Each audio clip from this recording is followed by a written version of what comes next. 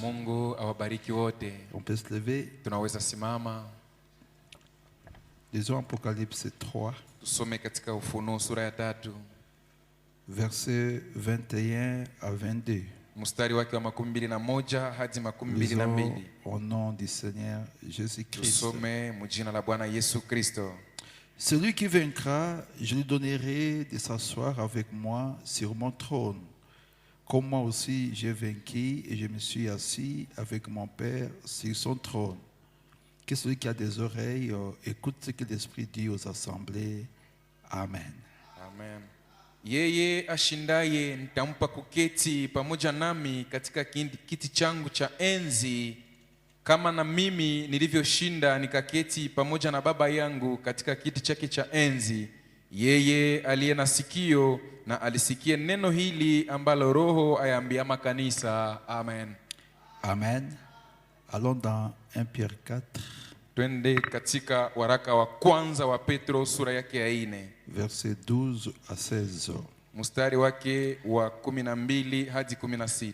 Lisons au nom du Seigneur Jésus. Tusome mjina la Bwana Yesu Kristo. Bien-aimés, ne trouvez pas étrange le feu ardent qui est au milieu de vous, qui est venu sur vous pour votre épreuve, comme si vous arrivait quelque chose d'extraordinaire. Mais en tant que vous avez part aux souffrances de Christ, réjouissez-vous afin qu'aussi à la révélation de sa gloire, vous vous réjouissiez avec transport si vous êtes insultés pour le nom de Christ. Vous qui êtes bien-aimés, car l'Esprit de gloire et de Dieu repose sur vous. De leur part, il est blasphémé, mais quant à vous, glorifiez. Mais que nul de vous ne souffre comme métrier ou voleur, ou comme faisant le mal, ou s'ingérera dans les affaires d'autrui. Mais si quelqu'un souffre comme chrétien, qui n'en est pas honte, mais qui glorifie Dieu en ce nom. Amen. Amen. Wapenzi, msione kuwa ni ajabu ule msiba ulio kati yenu unawapata kama moto ili kuwajaribu, kana kwamba ni kitu kigeni kiwapatacho. Lakini kama mnavyoyashiriki mateso ya Kristo, furahini, ili na katika ufunuo wa utukufu wake mufurahi kwa shangwe. Mkimlaumiwa kwa ajili ya jina la Kristo, ni heri yenu, kwa kuwa Roho wa utukufu na wa Mungu anawakalia. Maana mtu wa kwenu asiteswe kama muuaji au mwivi au mtenda mabaya, au kama mtu ajishughulishaye na mambo ya watu wengine. Lakini ikiwa kwa sababu ni Mkristo, asione haya, bali amtukuze Mungu katika jina hilo. Amen. Amen. Amen. Prions Seigneur. Tumuombe Bwana. Grâce fidèle de notre Dieu, qui un jour m'a sauvé.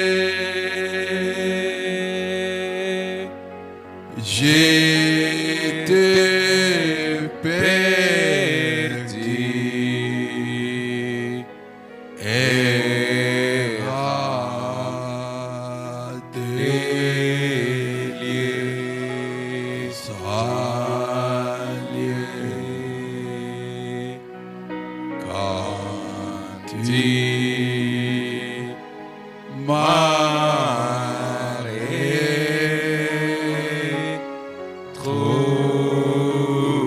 trouvé. Merci Seigneur Jésus. Asante Bwana Merci Yesu. ton amour parfait Upendo wako envers nous. kamilifu.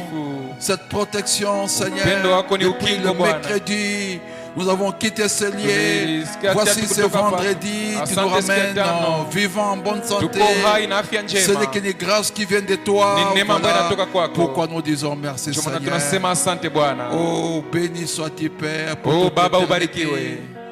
Qui est Dieu comme toi? Nani aliye Mungu kama wewe? Tu es l'incomparable Jésus. Wewe ndio Yesu Nous t'en asiyelinganishwa. sommes infiniment reconnaissants, Seigneur. Tunakushukuru sana Bwana. Parce qu'il y a ceux qui ont vu mercredi, Kwa kuwa wale waliona ils siku ont ya vu tatu, jeudi, wakaona siku ya mais ine, ils n'ont pas vu aujourd'hui, lakini Seigneur. hawakuona leo siku ya Mais tano. par ta grâce, Kwa nous neema n'avons yako, pas seulement vu aujourd'hui, tunaona mais leo. tu conduis encore nos pas ici pour Tunaongoza tena entendre hatua ta zetu mpaka voix. hapa. Oh, béni sois-tu, Père, barikiwe Baba. d'éternité en Milele na éternité. milele. C'est ainsi, Seigneur. Njoo hivi Nous Bwana. avons vraiment honte de nous-mêmes Tunasikia haya kwa quand heshima nous yenyewe. péchons contre toi, Wakati tunatenda quand dhambi nous dhidi sommes yako. incrédules à la promesse, tuko na pendant que ahadi. tu as fait la Wakati promesse tulaidia. et tu es tenu à l'accomplir. Na wewe unashurutishwa Ainsi, kutimiza. regarde-moi sous le Hivi sang, uniangalie chini ya damu. regarde mon frère, ma soeur Angalia sous le ndugu yangu sang, na dada yangu chini ya pendant que damu. je demande pardon de mes Wakati péchés, nalomba samehe za pardonne dhambi mes zangu. frères et sœurs, Usamehe bandugu na wadada. lave-nous dans ton sang, Utuoshe ndani ya Seigneur, damu yako. et blanche-nous comme Na neige. utufanye weupe kama theluji. Agrée notre adoration, Seigneur. Ukubali maabudu yetu. Donne-nous un réveil véritable dans nos âmes. Utupatie uamsho wa kweli Le kuna nafsi réveil du zetu. Saint-Esprit, Uamsho wa Roho afin que Mtakatifu. nos âmes ne pêchent point contre Kusudi toi. nafsi zetu zitende tena Domine dhambi. l'atmosphère ce Utawale soir. mazingira jioni. Contrôle toutes choses. Uzingire kila Pendant que je kitu. me confie en toi Wakati et m'écarte du chemin, natumainia najiondoa ou encore njiani. le don du vin que tu as Upake mis tena en moi makarama ya kiungo alitia pour ndani yangu. sauver une âme ce soir. Kusudi okoe nafsi Parce moja que nous jioni. sommes sauvés par la Kwa kuwa foi de la tunaokolewa kwa prédication ubatizo wa et ubatizo. sous Dieu la commission, Na Seigneur. ushikile utume Bwana. Tu n'as jamais manqué de rendez-vous. Haujawahi kukosa Viens mwaliko. encore ce soir parmi nous, Kuja tena jioni kati comme yetu. quand tu descendais en Éden Wewe wakati ulikuwa pour unashuka parler Edeni. à Adam et Kusudi ongea na Ève, Adamu na parle à ton Hawa. fils, parle à ta Ongea na fille, binti wako na pour que mwana nous wako. soyons fortifiés dans les voyages Kusudi tutiwe et que nguvu nous puissions safari. jamais être vaincus par Satan, mais nous puissions les vaincre à tout moment. Lakini tushinde Parce que shetani toi, kila le grand wakati. vainqueur, tu habites à nous. Kwa kuwa wewe muishinde na Commence shindani et yetu. finis avec nous. Uanze na umalize Au nom nasi. du Seigneur Jina la Bwana Yesu Jésus-Christ. Kristo. Amen. Amen. Que Dieu bénisse. Mungu awabariki. Pouvez vous asseoir. Mnaweza ikala. Je vous salue encore ce soir tous Nawasalimia tena wote au nom du jioni. Seigneur Jésus-Christ. Mjina la Bwana Yesu Kristo. Amen. Amen. Que Dieu bénisse tout et chacun de Mungu nous. abariki kila mmoja wetu. Merci encore d'être là ce soir. Asante kwa kuwa tena hako hapa Au poste jioni. du devoir. Kuna nafasi ya kazi. Que Dieu bénisse pour vos sacrifices Mungu awabariki kwa kujitolea et kwenu pour votre obéissance. na kwa utiifu Que wenu. Dieu vous bénisse. Mungu awabariki. Amen. Amen. Dieu bénisse aussi la technique. Je Mungu suis awabariki très pia content. tekniki yetu. Vous avez bien adoré aujourd'hui. Leo mliabudu mzuri. J'aime ça. Hii napenda. J'ai senti des instruments Nilisikia jouer. kisi vinanda viko vinapiga mzuri. Vous êtes content du nouveau piano, hein? Mnafurahia ile piano ya mupya? C'est toi qui as joué à la base. Nani mwenye alipiga bass? C'est toi. Ni wewe. Que Dieu bénisse tous. Mungu C'est bien. awabariki wote. La basse, c'est un très bon instrument. Je sais que tu aimes des bonnes choses. Najua unapendaka vitu vizuri. Même à la maison, tu aimes des bonnes choses. Alors, Hata kunyumba napendaka vitu vizuri. c'est pas pourquoi tu avais choisi d'apprendre la basse. Haiko kwa hiyo vinyo lichagulaka pale uko napiga bass. C'est un très bon instrument. Ni kinanda kizuri. Voilà. Ni Que vile. Dieu bénisse. Mungu Dieu awabariki. bénisse tout le monde. Babariki kila mtu. Nous disons merci au Seigneur encore Nasema asante kwa Bwana pour tena. sa grâce ce soir Kwa neema yake hii jioni. qui nous rassemble autour de Bana sa tukusanya parole. kando kando ya neno Nous lake. comptons avec notre sujet Tunaendelesha sur na akili yetu kuhusu comment puis-je vaincre. naweza shinda namna gani. Alors nous avons lu Frère Branham Sasa tulisoma ndugu qui Branham nous a dit, akatuambia quand il a choisi ce sujet, comment puis-je vaincre, wakati alichagula inakili ya naweza shinda namna gani, il dit, anasema parce que je crois que nous sommes à un moment où il ne faut jamais l'esprit de réveil s'éteindre. ni juu naamini ya kwamba tuko mu wakati yenye hatungepashwa acha roho ya uamsho izimike. J'ai choisi ce sujet Nilichagula inakili parce que je crois que nous sommes à juu un naamini ya moment kwamba tuko kwa où il ne wakati faut jamais laisser yenye hatupashwa l'esprit acha de réveil roho s'éteindre. ya uamsho izimike. Nous devons absolument garder le réveil en nous. Hakika tunapashwa kuchunga uamsho ndani yetu, Être constamment en réveil. kila wakati kuwa mu uamsho, Tous les jours. siku zote. Paul a dit qu'il lui fallait mourir chaque jour Paulo alisema kwamba ilimubidi akufe kila siku pour que Christ puisse vivre. kusudi Kristo aishi. Nous ne devons jamais se réveiller, nous ne devons jamais laisser ce réveil s'éteindre Hatungepashwa acha kamwe hii uamsho izimike. au-dedans de nous. Izimike ndani yetu. Amen. Amen. Donc la prédication, Ni kusema mahubiri comment puis-je ya vaincre, naweza shinda c'est namna pour qu'elle gani? nous garde en Ni réveil kusudi tuchunge ndani ya uamsho tous les jours. siku zote. À chaque instant, Kwa kila nous wakati devons être en réveil. tunapashwa kuwa muamsho. Et nous avons vu Na tuliona qu'est-ce qu'un réveil. uamsho ni nini? En prenant l'exemple de notre lac, Kwa kukamata mfano ya bahari yetu, quand le lac entre en réveil, wakati yenye lake iko muamsho, c'est pas qu'on a ajouté une quantité d'eau dans le lac. haiko kusema Non. seme kuko maji ingine yenye C'est waliongeza la mulake. même quantité d'eau, Ni ile kiwango ya maji, mais c'est seulement le lac qui est en mouvement. lakini ni ile lake njo yenyewe Il est inachamuka. en action. Iko Il est unachamuka. en réveil. Iko Et muamsho. quand le lac est en réveil, Na wakati yenye lake iko il va muamsho, jeter dehors itatupa nje tous les sachets, kila masashe, toutes les bouteilles, kila chupa zote, tous les troncs d'arbres, kila vipande ya tout ce qui est miti, appelé saleté yote vinaitwa sera mchafu, jeté en dehors du lac. itatupwa nje ya Et lake. c'est ce que le réveil fait dans une personne, Na ile ndio uamsho unafanya ndani ya dans un mtu, chrétien. ndani ya Le Mkristo. réveil ôte les péchés dans les Uamsho chrétiens. unatosha dhambi Mkristo. Le réveil jette les péchés Uamsho loin du chrétien. inatupa dhambi mbali na Et nous Mkristo. devons demeurer comme ça. Na tunapaswa tubakie vile. C'est comme ça qu'Enoch marchait. Ndio vile Henoko alikuwa anatembea. Il était tellement confiant en Dieu. Alikuwa anamtumainia sana Et Mungu. il marchait. Alikuwa Et un anatembea. jour, il a marché jusqu'au ciel. Na siku moja akatembea mpaka akafika mbinguni. Et il est rentré à la maison. Na karudia nyumbani. Voilà. Donc, si le réveil est en nous continuellement, Ni kusema kama uamsho unaendelea kuwa nous ndani ne yetu kila pouvons siku, pas pécher. hatuwezi tenda dhambi. Parce que chaque fois que le péché vient, Juu wakati yote il dhambi va inakuya, rencontrer le réveil en nous. itakuta Et uamsho ndani le réveil yetu. en nous Na va uamsho chasser ndani le yetu péché hors de nous. itafukuza dhambi mbali nasi. Alléluia. Haleluya.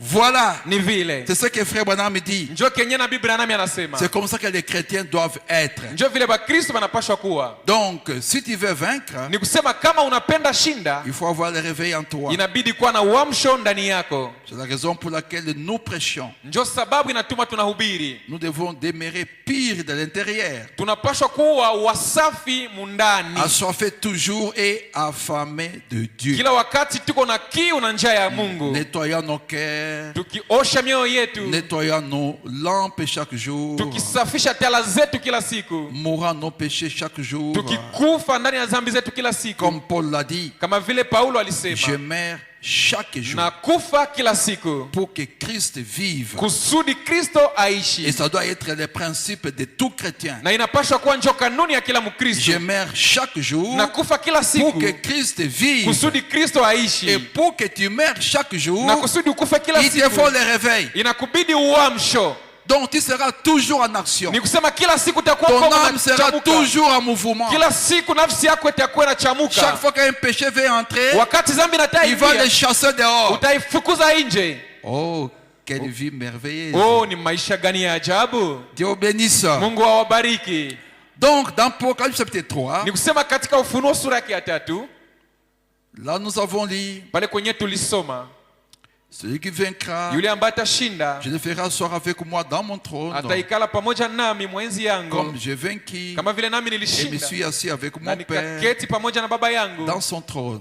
kiti yake ya Que enzi. ceux qui ont des oreilles Yule aliye na sikio entendent asikie ce que l'Esprit dit kile kenye aux Roho églises. anaambia makanisa. Voilà. Ni vile Nous avons vu que vaincre, tuliona ya kwamba kushinda, pour vaincre, kusudi ushinde, nous devons avoir de la connaissance. tunapaswa kuwa na ujuzi, La connaissance de la parole. kujua neno, Pas la connaissance du monde. hapana kujua ya kiulimwengu, La connaissance de la ni parole. kujua neno, Comme notre père Abraham, kama vile baba yetu Ibrahimu, qui à cause de sa loyauté, juu yeye juu ya sababu ya uaminifu wake, sa connaissance sababu ya ujuzi et wake sa foi en na Jéhovah, sababu yake ya imani yake kwa Yehova, ne refusa pas son fils unique à Dieu, hakukatalaka mwana wake wa pekee, mais il accepta volontiers lakini akaitika de kwa le hiari yake sacrifier. kwa kumtolea. Et quand Dieu vit Na cela, wakati Mungu aliona il hili, jura par lui-même akalapa kwa yeye et il mwenyewe, dit akasema que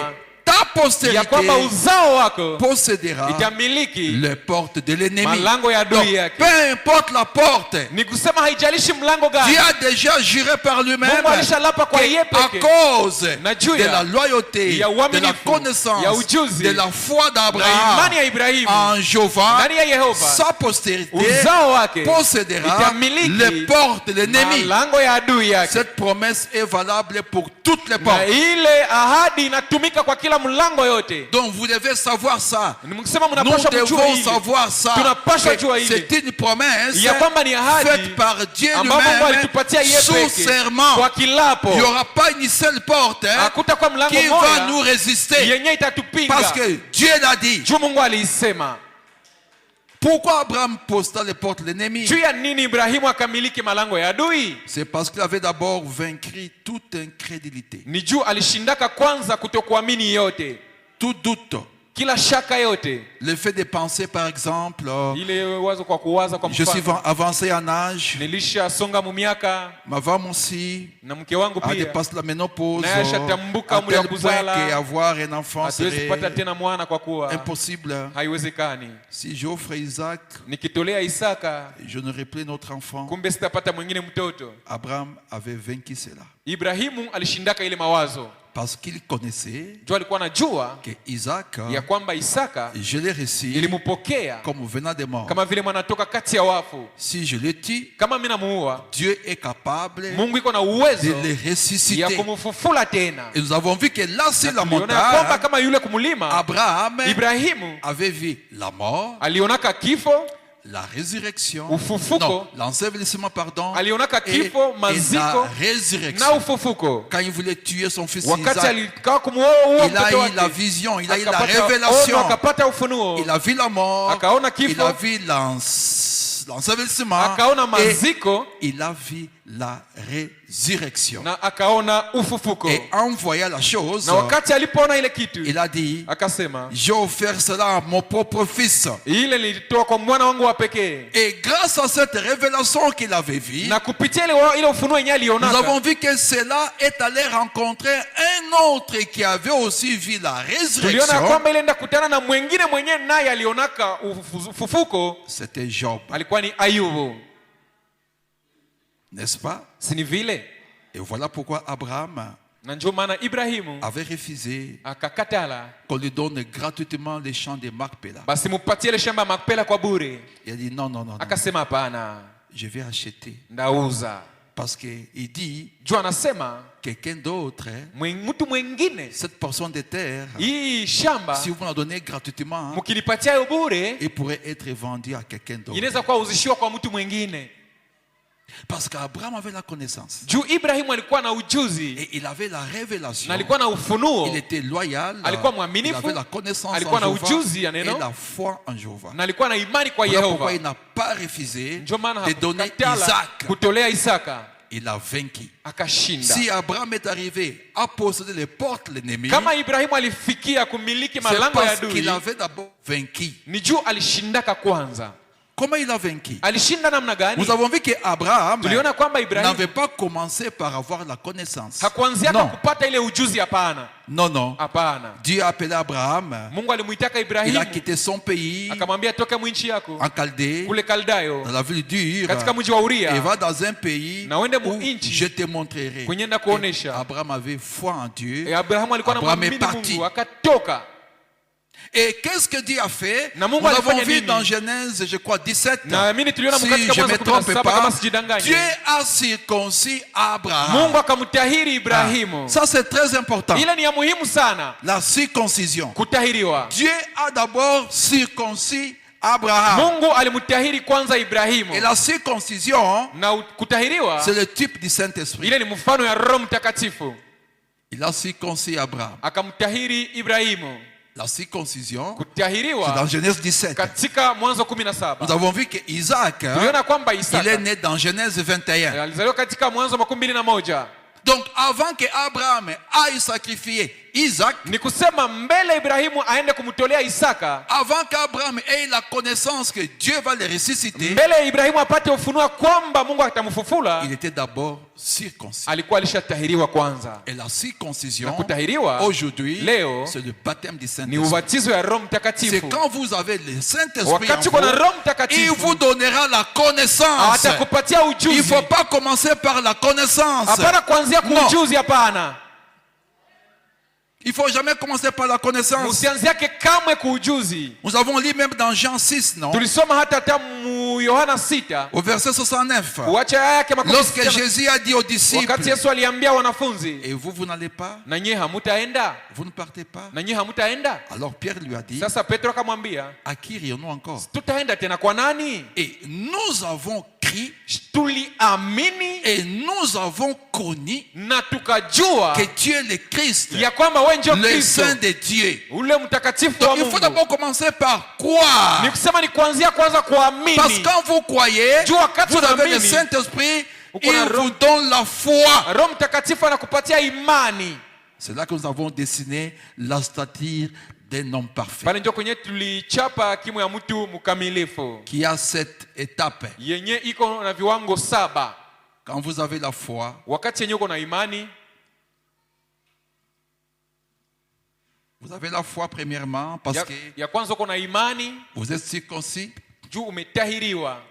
vous avez la foi, Uko na imani, vous avez le Saint-Esprit, uko na Roho Mtakatifu, et à la foi, na kuimani vous ajoutez la vertu. unaongeza nguvu, Comme ce que Jésus avait. kama vile gisi Yesu ile Yesu alikuwa Une nayo. vertu est sortie de lui Nguvu fulani katoka ndani yake et ça guérit la femme qui avait la perte de sang. na ikaponyesha yule mwanamke mwenye alikuwa anatokwa na damu. Les chrétiens ont ça en eux. Bakristo banakuwa na ile nguvu ndani Ils yao, dégagent cette vertu. Ils dégagent banakuwa cette na vertu. dondosha ile nguvu, Et à la foi, na kuimani ajoutez la connaissance. unaongeza ujuzi. Vous connaissez qui est Dieu, Unajua Mungu ni nani, comment il vit. anaishi namna gani, Il a fait la promesse. aliahidia, Il est fidèle pour yeye ni l'accomplir. mwaminifu kusudi aitimize, Il va le faire. ataifanya. Vous avez cette connaissance avec Abraham. Uko na ile kujua yenyewe Ibrahimu alikuwa kanayo. D'abord, vous avez d'abord eu la foi. Ya kwanza ulipata kwanza ni imani, Maintenant, après la connaissance, kisha kujua ujuzi, vous ajoutez à la foi la tempérance. unaongeza kuimani, unatia yako kiasi. La tempérance signifie comment garder votre langue Kiasi maana yake ni kujua namna ya kulinda ulimi wako pour ne pas parler en mal de quelqu'un. kusudi usiseme mtu yeyote mubaya. Et à la fois après la tempérance, Na nous avons dit, kisha kiasi kuimani vous unaongeza, ajoutez la patience. unaongeza subira ama uvumilivu. Vous avez la patience dans les promesses de Dieu. Uko na uvumilivu ndani ya ahadi za Mungu. Et la Bible dit, Na Biblia inasema, si vous avez la foi, aseme kama uko na imani, la foi authentique, uko na imani ya kweli, vous aurez automatiquement la patience. pale pale utakuwa na uvumilivu. Abraham avait la foi. Ibrahimu alikuwa kana Voilà pourquoi imani, il a patienté 25 ans. ndio maana akavumilia miaka 25 Et Isaac est venu. na Isaka kakuya. Noé avait la foi. Hii Nuhu alikuwa na Voilà pourquoi imani, il a prêché 120 ans. ndio maana akahubiri miaka Et 120 il a pris. na akaamini. Donc si vous avez la foi, Kama uko na vous imani, devez absolument avoir la patience. hakika unapaswa kuwa na Vous uvumilivu, patientez les promesses de Dieu. unachunga ahadi za Mungu. Là, Satan ne peut pas vous bouger. Pale shetani Voyez, hawezi kutikisa. nous prêchons comment puis-je vaincre. Tuko na hubiri kuhusu na uweza shinda namna gani. Si tu as la foi, Kama uko na imani, Satan ne peut pas te vaincre. shetani hawezi kushinda. Parce que la foi que tu as Juu imani yenye uko te nayo donne la connaissance inakupatia que ujuzi Dieu va le faire. ya kwamba Mungu ataifanya. Même si ça traîne, Hata inagawia, alors la patience entre en action. uvumilivu inaingia mkazi. Ça va arriver Itafikia parce que tu. c'est Dieu qui l'a dit. Ndicho Mungu ndiye alisema.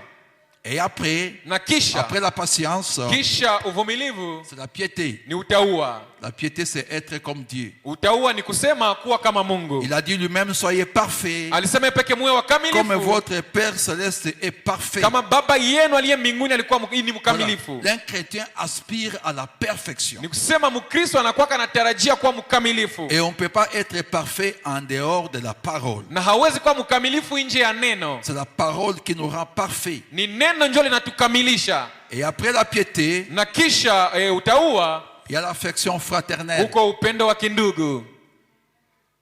L'affection fraternelle, upendo wa kindugu c'est mettre à sa place ni kujitia kuna nafasi ya mwenzako dans cette affaire. mwa ile kesi yenye nafikia. Tu ne peux pas te moquer de quelqu'un. Unaweza kuchekelea mtu kumzihaki, Tu ne peux pas te moquer de quelqu'un. pale hautaweza kumzihaki mtu yeyote.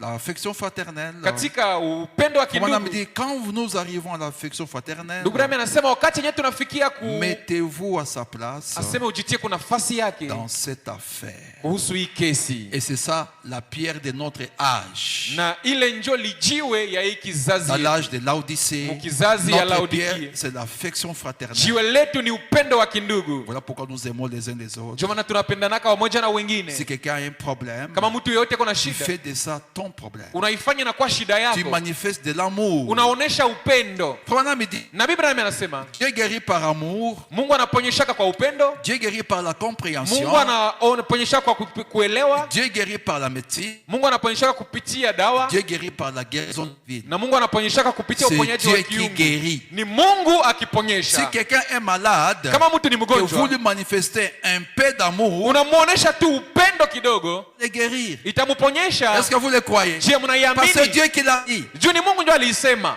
Quand lui se sent abandonné, Wakati anasikia il se anaachiliwa, sent qu'on ne l'aime pas. anasikia sasa vile Si watu vous lui wanampenda manifestez yake. un peu d'amour, Ukimuonesha ka upendo ça kidogo, va le guérir. ile upendo itamuponyesha. Voilà. Amen.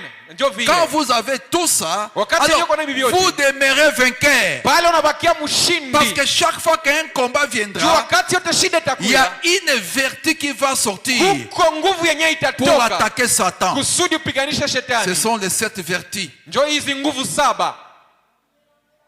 Oh, depuis que tu as prié, mais Oh, tangia uliombaka mbona? depuis que tu as prié, Tangia uliombaka. Dieu répond aux autres, mais Mbona Mungu iko anajibia bengine?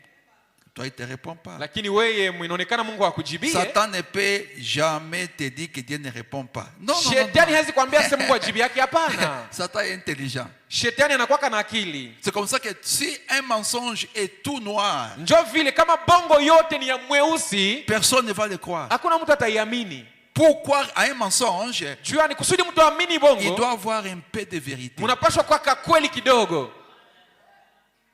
C'est ça. Njoo Sinon, on ne vile. peut pas croire un mensonge. Kama ni haiko vile mtu hawezi amini ile bongo. Et Satan ne peut pas te dire que Dieu ne répond pas. Non. Na shetani hawezi kuambia sema Mungu ajibu yake, Il va hapana. te dire, il répond aux autres, mais pas à toi. Atakwambia njoo, oh unaona anajibu yake wengine lakini wewe hapana. Mais quand tu as la foi, Lakini wakati uko na tu as la imani, connaissance, uko na ujuzi, tu vas dire tu es menteur. utasema wewe shetani uko muongo. Arrière de moi, Satan. Nyuma yangu shetani. Dieu me répond. Mungu Voilà. ananijibu yake Là, vile. la patience entre en action. Pale uvumilivu inaingia Tu mkazi. patientes la promesse de Dieu. Unavumilia ahadi ya Là, Mungu. la connaissance entre en action. Pale ujuzi inaingia Tu sais mkazi. que Dieu l'a dit. Unajua Mungu Dieu va le alisema faire. ataifanya. Alléluia. Haleluya. Amen. Merci Jésus. Frère Branham dit, Ndugu Branham anasema dans la foi d'Abraham, katika imani ya Ibrahimu, paragraphe 56, aya yake ya 56, il dit, anasema eh bien, Abraham Ibrahim était alikuwa- assurément, il était héritier. hakika alikuwa mrizi. Puis, peu après, Kisha kidogo baadaye Lot a eu des ennuis. akapata shida. Lot a eu des ennuis. Lutu akapata shida. Eh bien, Na hebu nous allons terminer dans une minute. Tutaona katika Lot dakika moja. a connu des ennuis. Lutu akapata Et shida. vous connaissez toujours des ennuis Na kila wakati mtapata shida, chaque fois que vous rétrogradez. wakati yote yenyewe unarudia nyuma. Tu as compris? Vous Unaelewa? connaissez toujours des ennuis Utapata shida kila chaque fois wakati. que vous rétrogradez. Kila wakati yenyewe unarudia nyuma. Je souhaiterais que nous ayons le temps de nous attarder là-dessus. Ningependelea tupate wakati ya kugawia kidogo pale. Mais il a connu des ennuis. Akapata shida. Qu'arriva-t-il? Akafika nini? Un ennemi vint et l'emporta. Adui moja akakuya na akamchukua Et akamupeleka. Abraham Na Ibrahimu, a une fois de plus joué le rôle de sauveur. Ibrahimu akakamata tena nafasi ya mwokozi. Il a joué le rôle de sauveur. Akakamata nafasi ya mwokozi. Il s'est lui-même mis en garnison et a pourchassé l'ennemi Na yeye peke akaingia vitani na kakimbiza adui. qui avait emporté son pauvre frère rétrograde Yule mwenye adui mwenye alipelekaka ndugu et yake mrudi ya corrompu. nyuma ambaye alikuwa alishaharibika. C'est ce que Jésus a fait. Ndio kenye Yesu alifanya. La maladie vous avait lié. Magonjwa ilikufungaka. Les péchés vous avaient lié. Zambi ilikufungaka. Vous étiez pauvre, Ulikuwa maskini, rétrograde wa kurudia nyuma, et corrompu. na ulikuwa Puis umeharibika. Jésus vint Kisha Yesu akaja et alla à votre recherche. na akenda kukutafuta. Alléluia. Haleluya. Il ramena Lot. Akarudisha Lutu. Abraham l'a fait. Ibrahimu aliifanyaka. Amen. Or, Abraham est le type de l'épouse. Ijapokuwa Ibrahimu ndio mfano ya bibi ya harusi. Abraham n'a jamais dit, Ibrahimu Lot, hayawahi sema, tu étais avec moi ici. oh we Lutu tulikuwa na wewe Après, tu as hapa. fait ton choix. Kisha wewe peke Tu ukajichagulia es parti kule. à Sodome. Ukaenda kule Sodoma. Te voilà emporté. Ona sasa wale wanapeleka. Tant pis pour toi. Binakuona. Non, il n'a jamais dit ça. Ibrahimu hakusemaka vile. Il avait de l'amour. Alikuwa kana upendo. Et il est le type de l'épouse. Na yeye ndio C'est mfano wa ce bibi ya que nous harusi. devons avoir Ndio yenye tunapaswa kuwa les uns envers les autres. upendo tunapaswa kuwa nao moja na mwingine. Dans Dieu a pourvu à un agneau. Katika Mungu alitayarisha mwana Paragraphe kondoo. 26. Aya yake ya 26. Probablement me dit, Na Biblia nami anasema. maintenant nous voyons qu'Abraham, Sasa tunaona kwamba Ibrahimu ensuite, kisha l'autre s'est séparé de lui. Lutu akaachana Et naye il a eu des ennuis. na akapata shida. Et voici une belle image de l'amour de Dieu. Na sasa hapa muone picha mzuri ya upendo wa kiungu. J'aimerais que vous voyiez cela. Ningependelea muione. Christ qui va à la recherche du rétrograde et du pécheur. Kristo ambaye anaenda tafuta waliorudia nyuma na watenda zambi.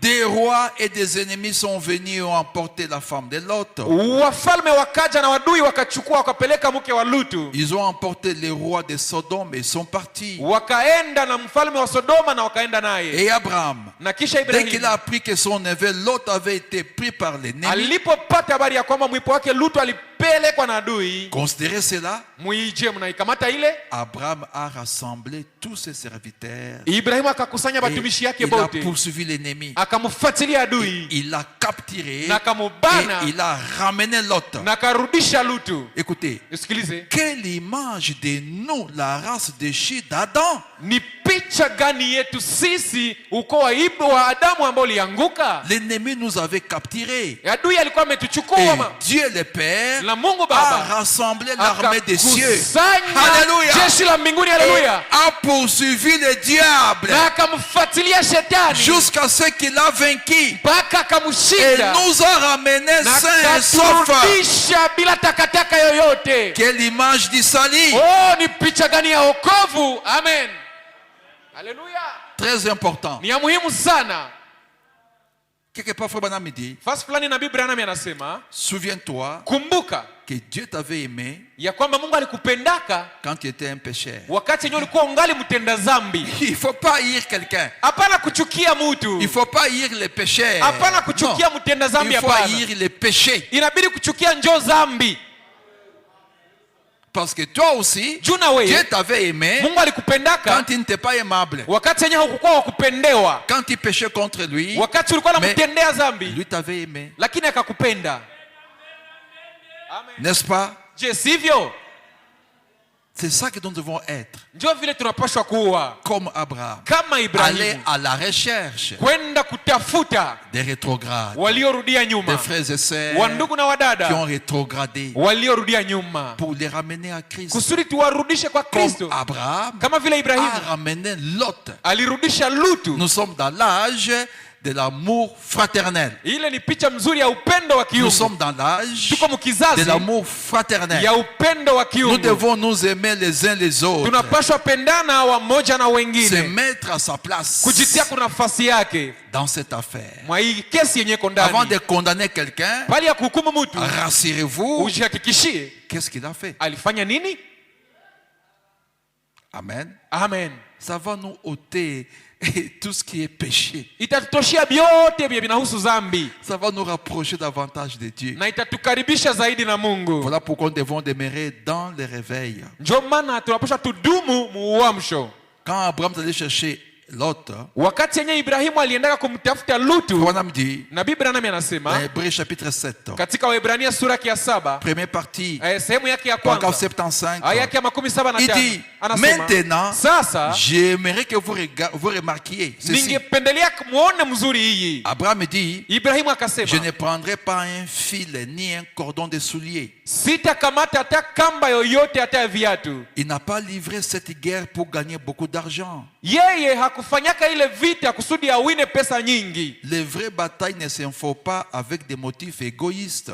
Vita za kweli hazifanyikake pamoja na wazo ya faida ya kipekee. On est égoïste, ok. On ne mène pas des guerres pour l'argent. Hawafanyake vita juu ya kupata pesa. On mène des guerres pour des motifs et pour des principes. Batu wanafanyaka vita ni juu ya kanuni fulani au sababu fulani. Les hommes mènent des guerres pour des principes. Banadamu au wanaume wanafanyaka vita ni juu ya makanuni Et quand fulani. Abraham allait chercher Lot, Na wakati Ibrahimu alienda mtafuta Lutu, il n'est pas parti parce qu'il savait qu'il pourrait battre les rois hakuendaka juu alikuwa anajua ya kwamba angeweza shinda wale wafalme ou prendre tous leurs biens. ama kusudi achukue mali yao Il y yote. est allé ayant comme principe sauver son frère. Aliendaka kule akiwa na kanuni ni okoe ndugu yangu. Est-ce qu'on peut dire amen? Je, tunaweza sema amina?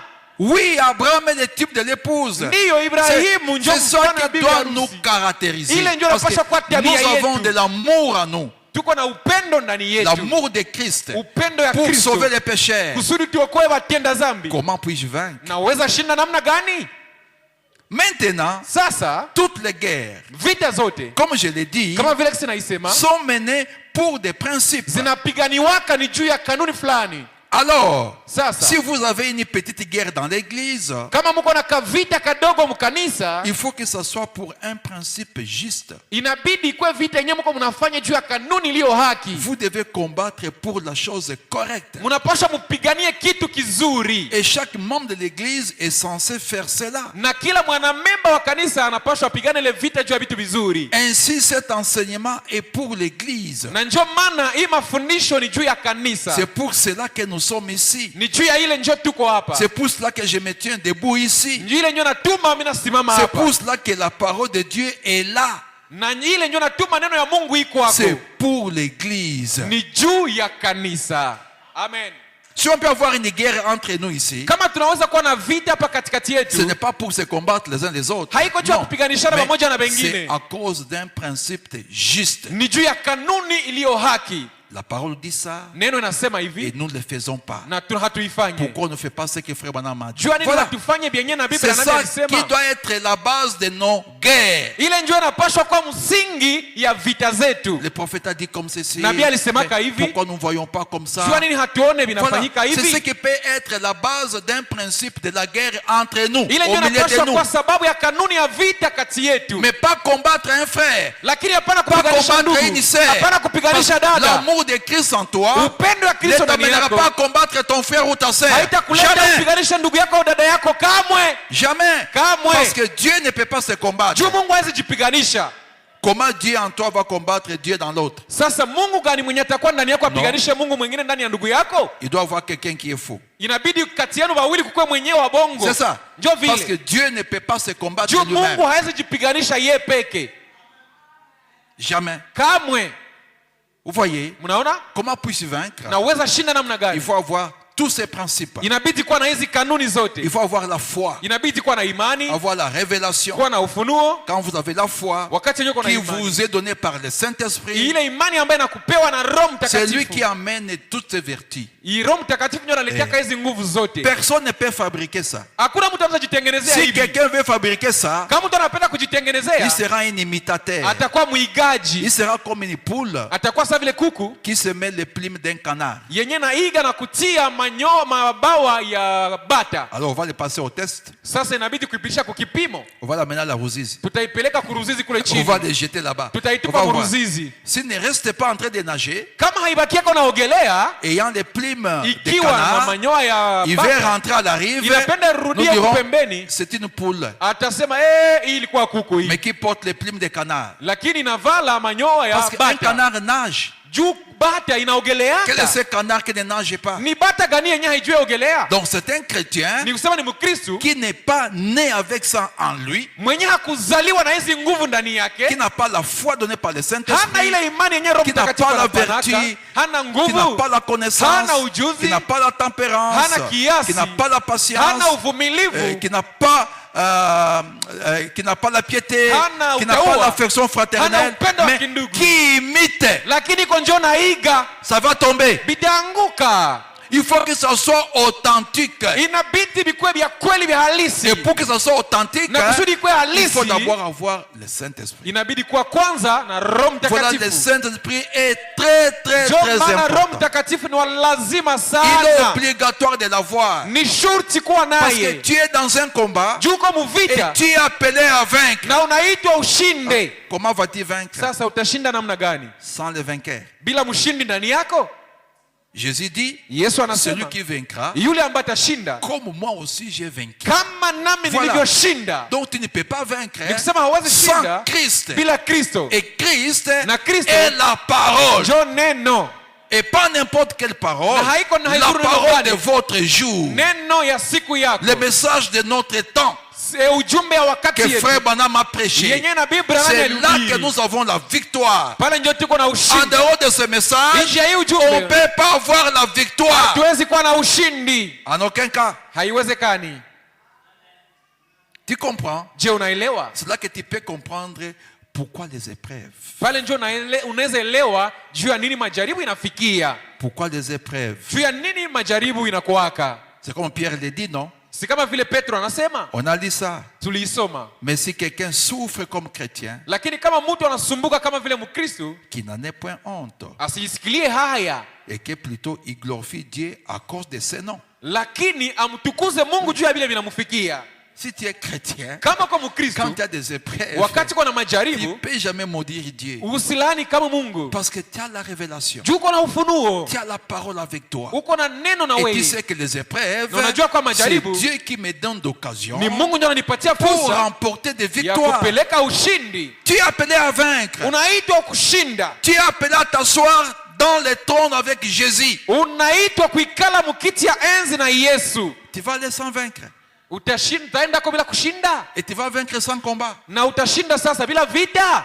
Non. Hapana. Ça va nous aider à garder le réveil.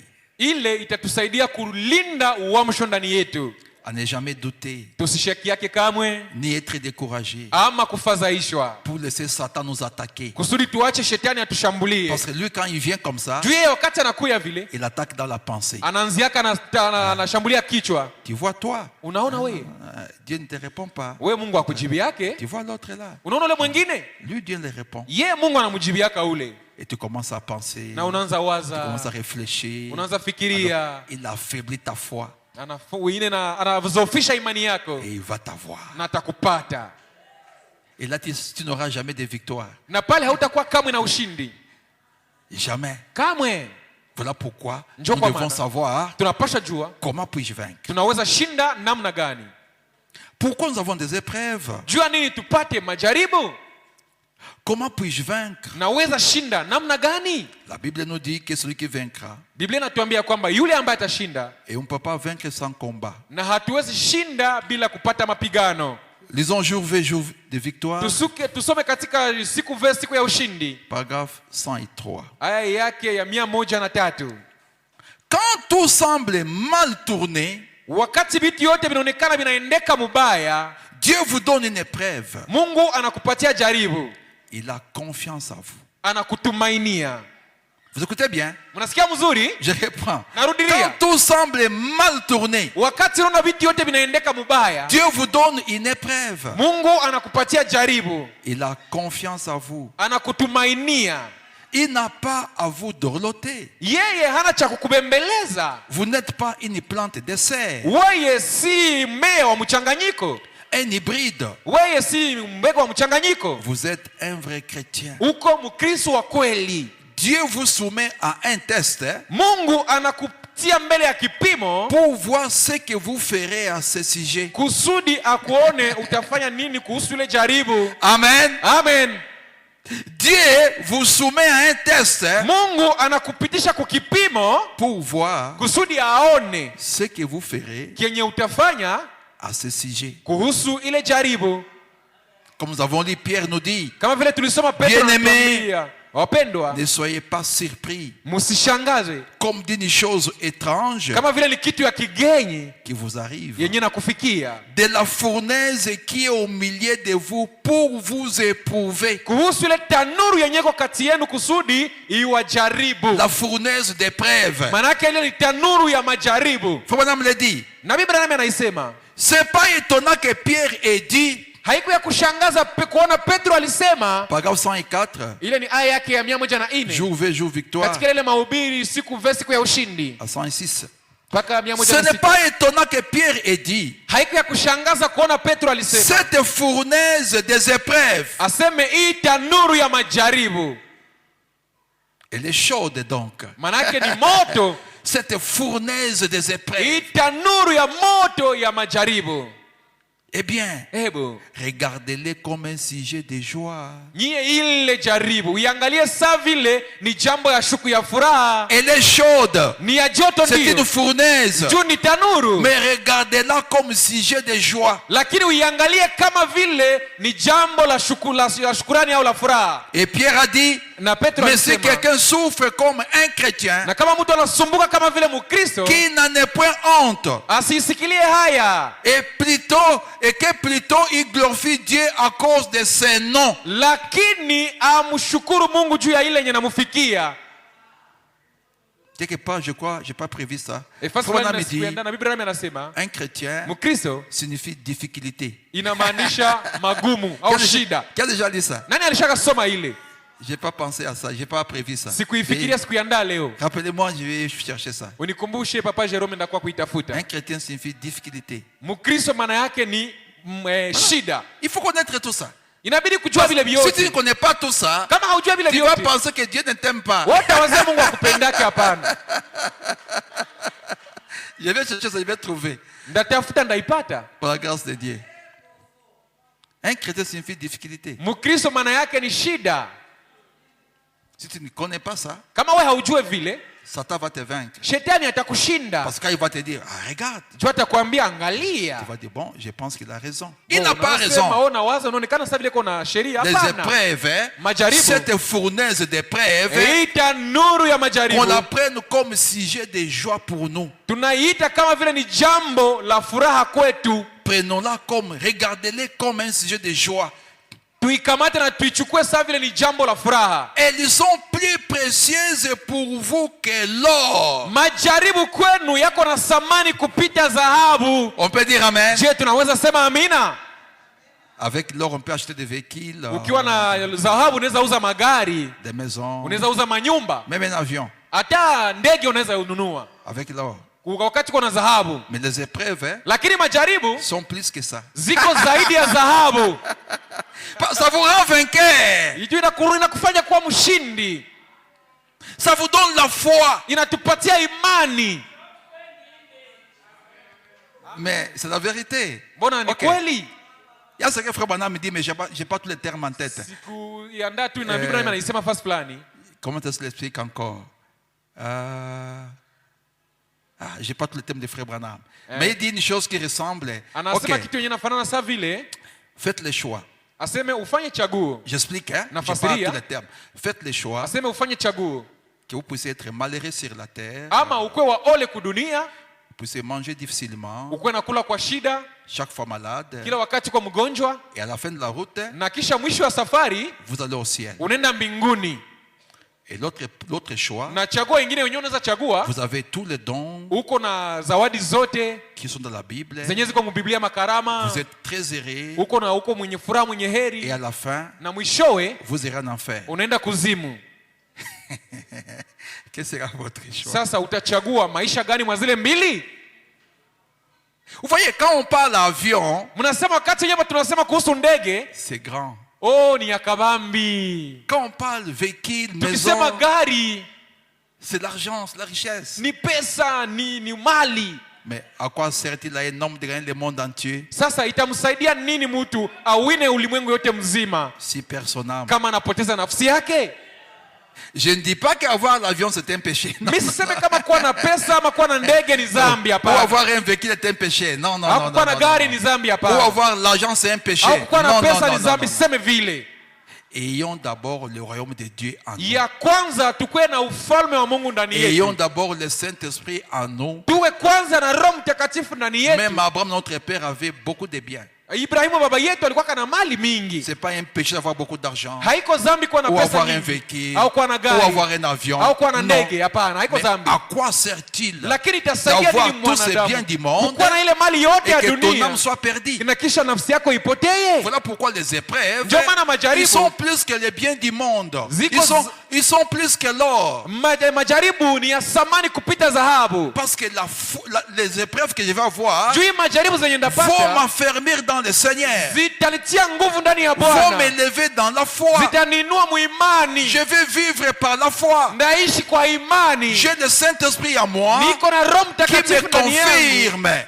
Qui me confirme. Ananithibitishia. Dieu ne peut pas m'abandonner. Mungu hawezi niachilia. Et même si je mourrais, Na hata ningekufa, je vais aussi les si rencontrer. mimi naenda Voilà. kukutana naye ni C'est la vile. meilleure des choses. Ni kitu ya mzuri. Donc les épreuves, Nikisema majaribu ils sont mieux que de l'or. ziko bora kupita Quand dhahabu. Dieu dit ça, c'est vrai. Wakati Mungu anaisema hivi manake na ni kweli. Un véhicule peut tomber en panne Gari sinaweza pata shida njiani et ne plus se relever. na haitatengenezewaka tena. Un avion peut avoir un crash. Avion sinaweza anguka Et l'histoire se termine par là. na habari yao inaishia pale. Mais la vie éternelle, Lakini uzima wa milele c'est pour toujours. ni siku zote. Hallelujah! Haleluya!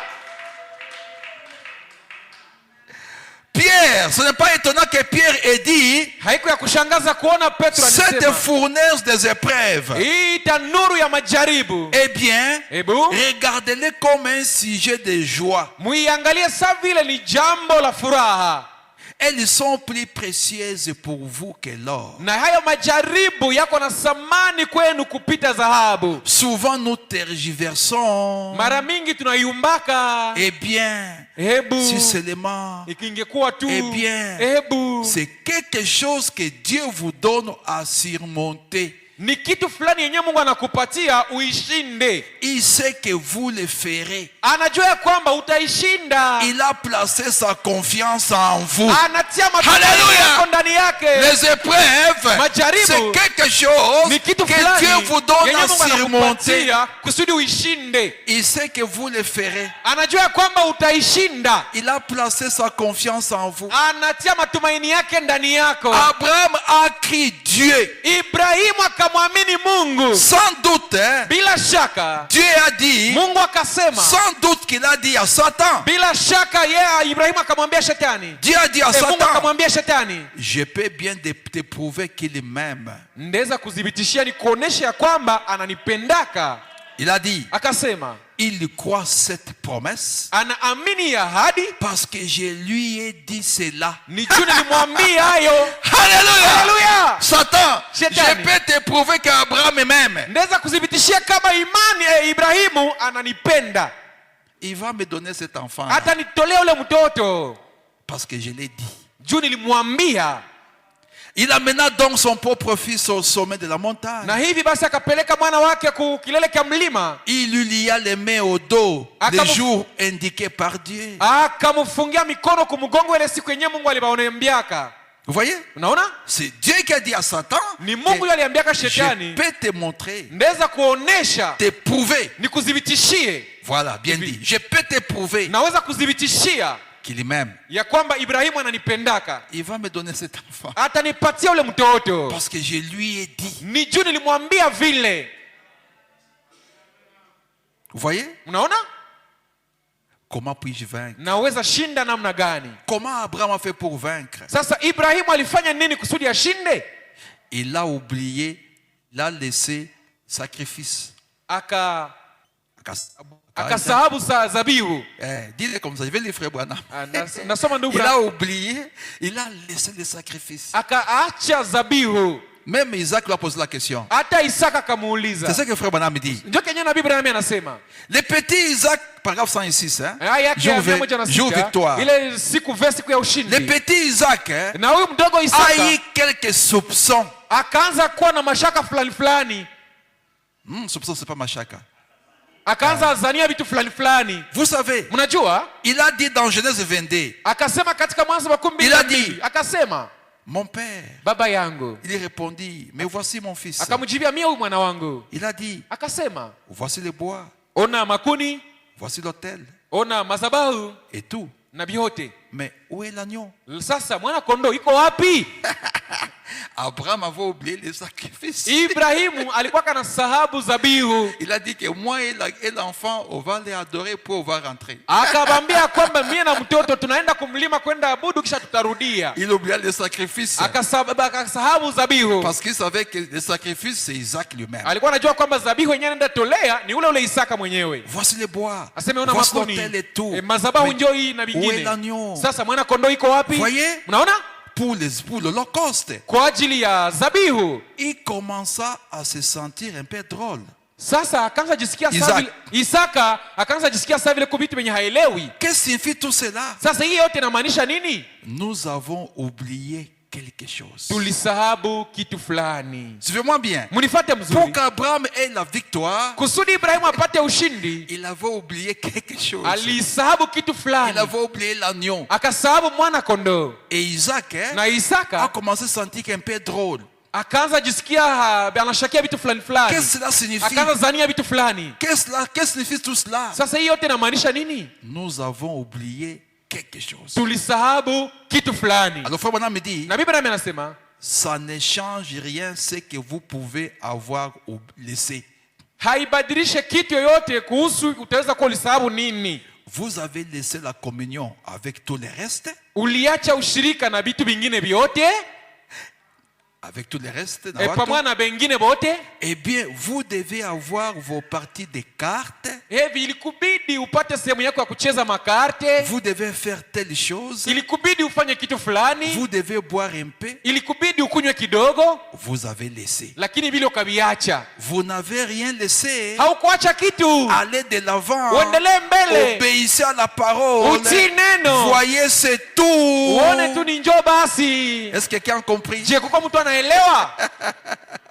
C'est comme s'il y a ceux qui n'ont pas compris. Iko sawa vile kwa wenye hawaelewe. Vous voyez, Unaona? pour aller adorer Dieu, Kusudi mtu aende abudu il faut Mungu, aller avec un sacrifice, inabidi kwenda na zabihu, un agneau. mwana kondoo.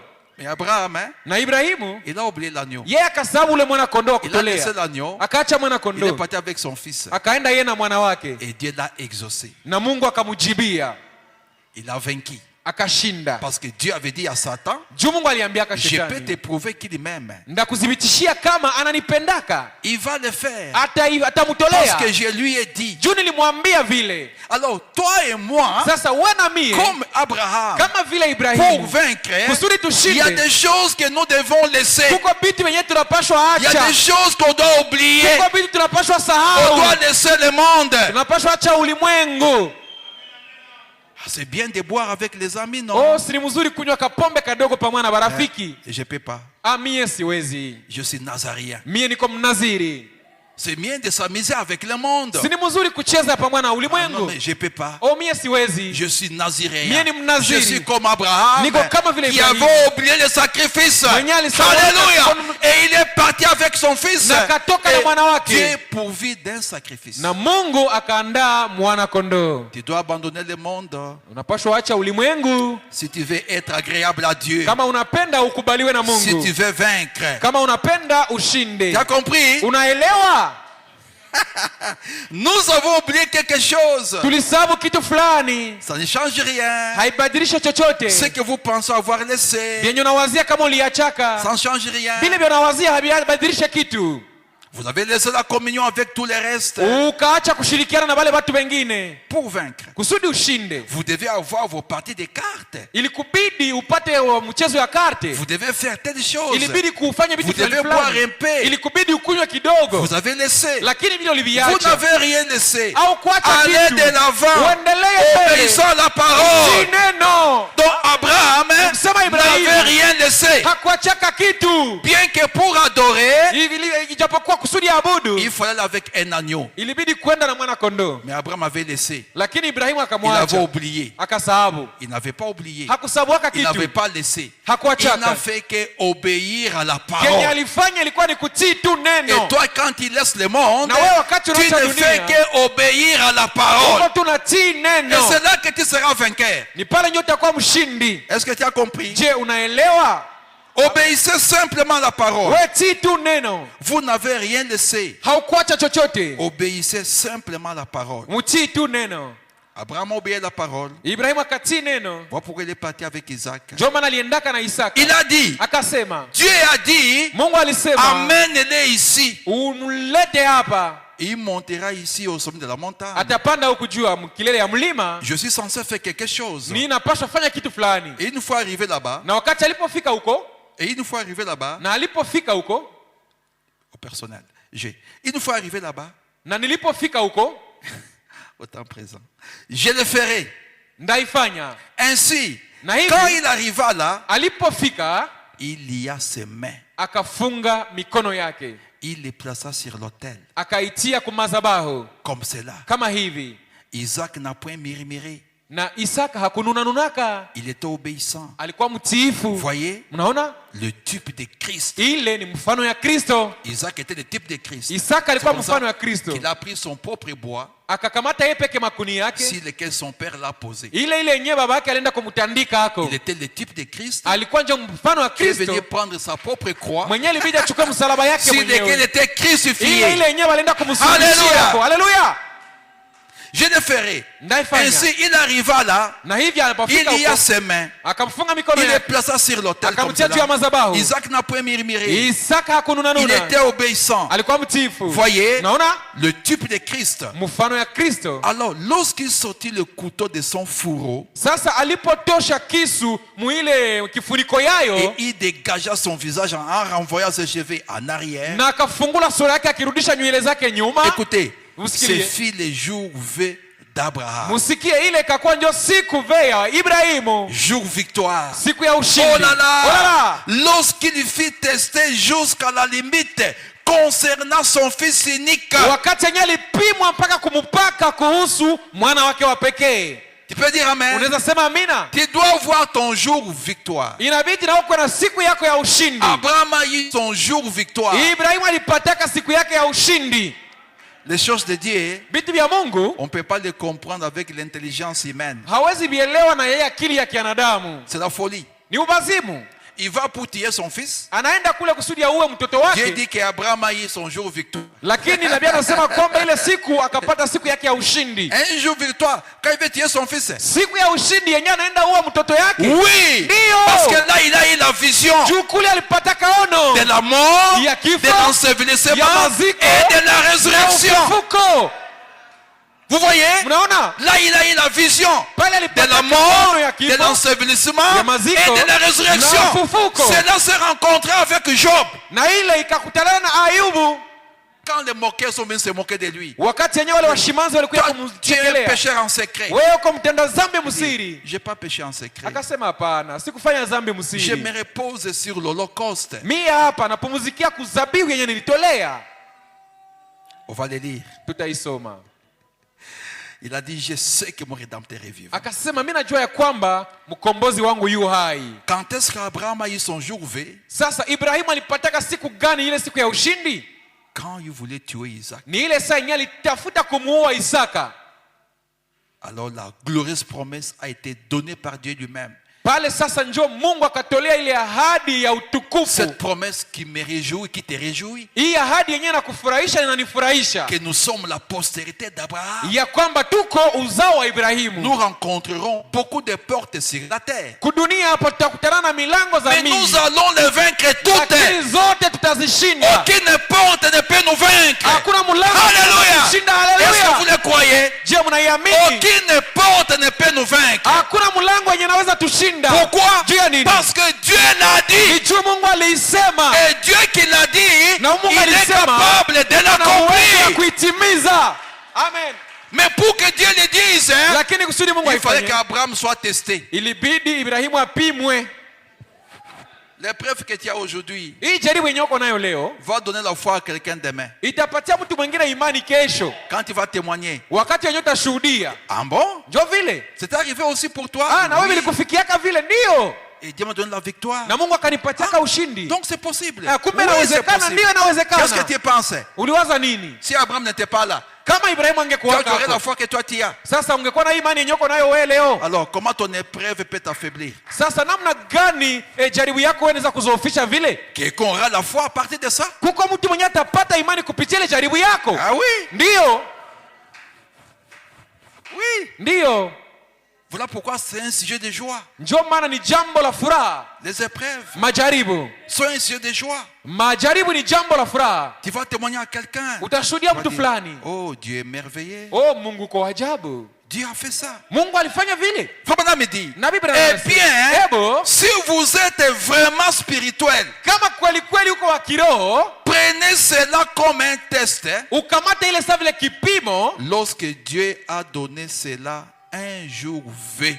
Wakati yenyewe Mungu alipana ile siku ya Si ushindi. vous êtes spirituel, Kama uko wa kiroho, Abraham a eu son jour V. Ibrahimu alipataka siku Quand yake il ya voulait ushindi. tuer Isaac, Wakati yenyewe alipenda kumuua Isaka, il a eu son jour victoire. akapata siku yake ya ushindi. Dieu a pourvu d'un agneau. Mungu akaandaa mwana kondoo. C'est là qu'on a appelé Jéhovah Jireh. Pale ndio aliitwa Yehova Voilà Yire. pourquoi aujourd'hui, Ndio maana leo tu peux être en difficulté, unaweza kuwa na tu shida, peux être dépourvu, unaweza tu peux kosewa, être, tu n'as rien, unaweza kuwa mais mwenye hana tu kitu, vas dire, utasema, je crois en lui. lakini mimi Pourquoi? namwamini. Parce qu'il est Jéhovah Juu Jireh. yeye Yehova Yire. Alléluia. Haleluya. L'Éternel pourvoira. Mungu ataandaa.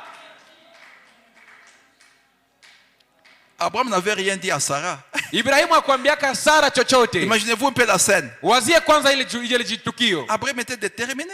Ibrahimu alikuwa anaamua, Il a sorti le couteau alitoshaka kisu pour tuer Isaac. kusudi amuue Isaka. Qu'est-ce qu'il allait dire à Sarah, sa femme, Sasa angeenda elezea Sara mke wake nini? au retour? Sana narudia. C'est rentré sans Isaac. Juu atarudia kunyumba na Il dirait halete que Isaac Isaka. est où? Batamuuliza Isaka mulienda naye kwa wapi? Oh, Dieu reste Oh Dieu. Mungu. Il connaît toute la scène. Anajuaka Il kitu dit, yote kisitaendeka. cet homme ici d'Abraham, Akasema huyu bwana Ibrahimu huyu il va tuer cet enfant atenda huo mtoto kweli. parce qu'il me croit. Juu ananiamini.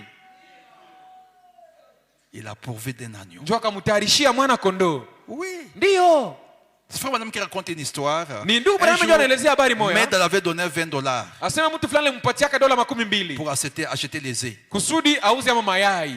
Il a vu quelqu'un dans les besoins. Akaona mtu mwenye kuna Il a donné shida. les $20. Akampatia ile dola 20. Comment il va rentrer à la maison sans œufs? Sasa ataenda elezea namna gani kunyumba bila mayai? Alors Dieu a envoyé quelqu'un qui était un fermier. Sasa Mungu akatoa mtu fulani mwenye alikuwa mfuga kuku. Il a amené les œufs à frère Branham. Akatolea ndugu Branham Et quand on a mayai. calculé, Na wakati walipiga hesabu, ces œufs équivalaient à $20. mayai yenyewe bwana alimpatia ilikuwa na thamani ya dola 20. Il est Dieu. Yeye ni Mungu. Il ne faut pas réfléchir avec Dieu. Hapana kuwaza Dieu, ni Mungu. on le croit. Mungu banamwaminiaka. Dieu l'a dit, je le crois. Mungu alisema mimi naamini. Comment va-t-il le faire? Atafanya namna gani? Je ne sais pas. Mimi sijui.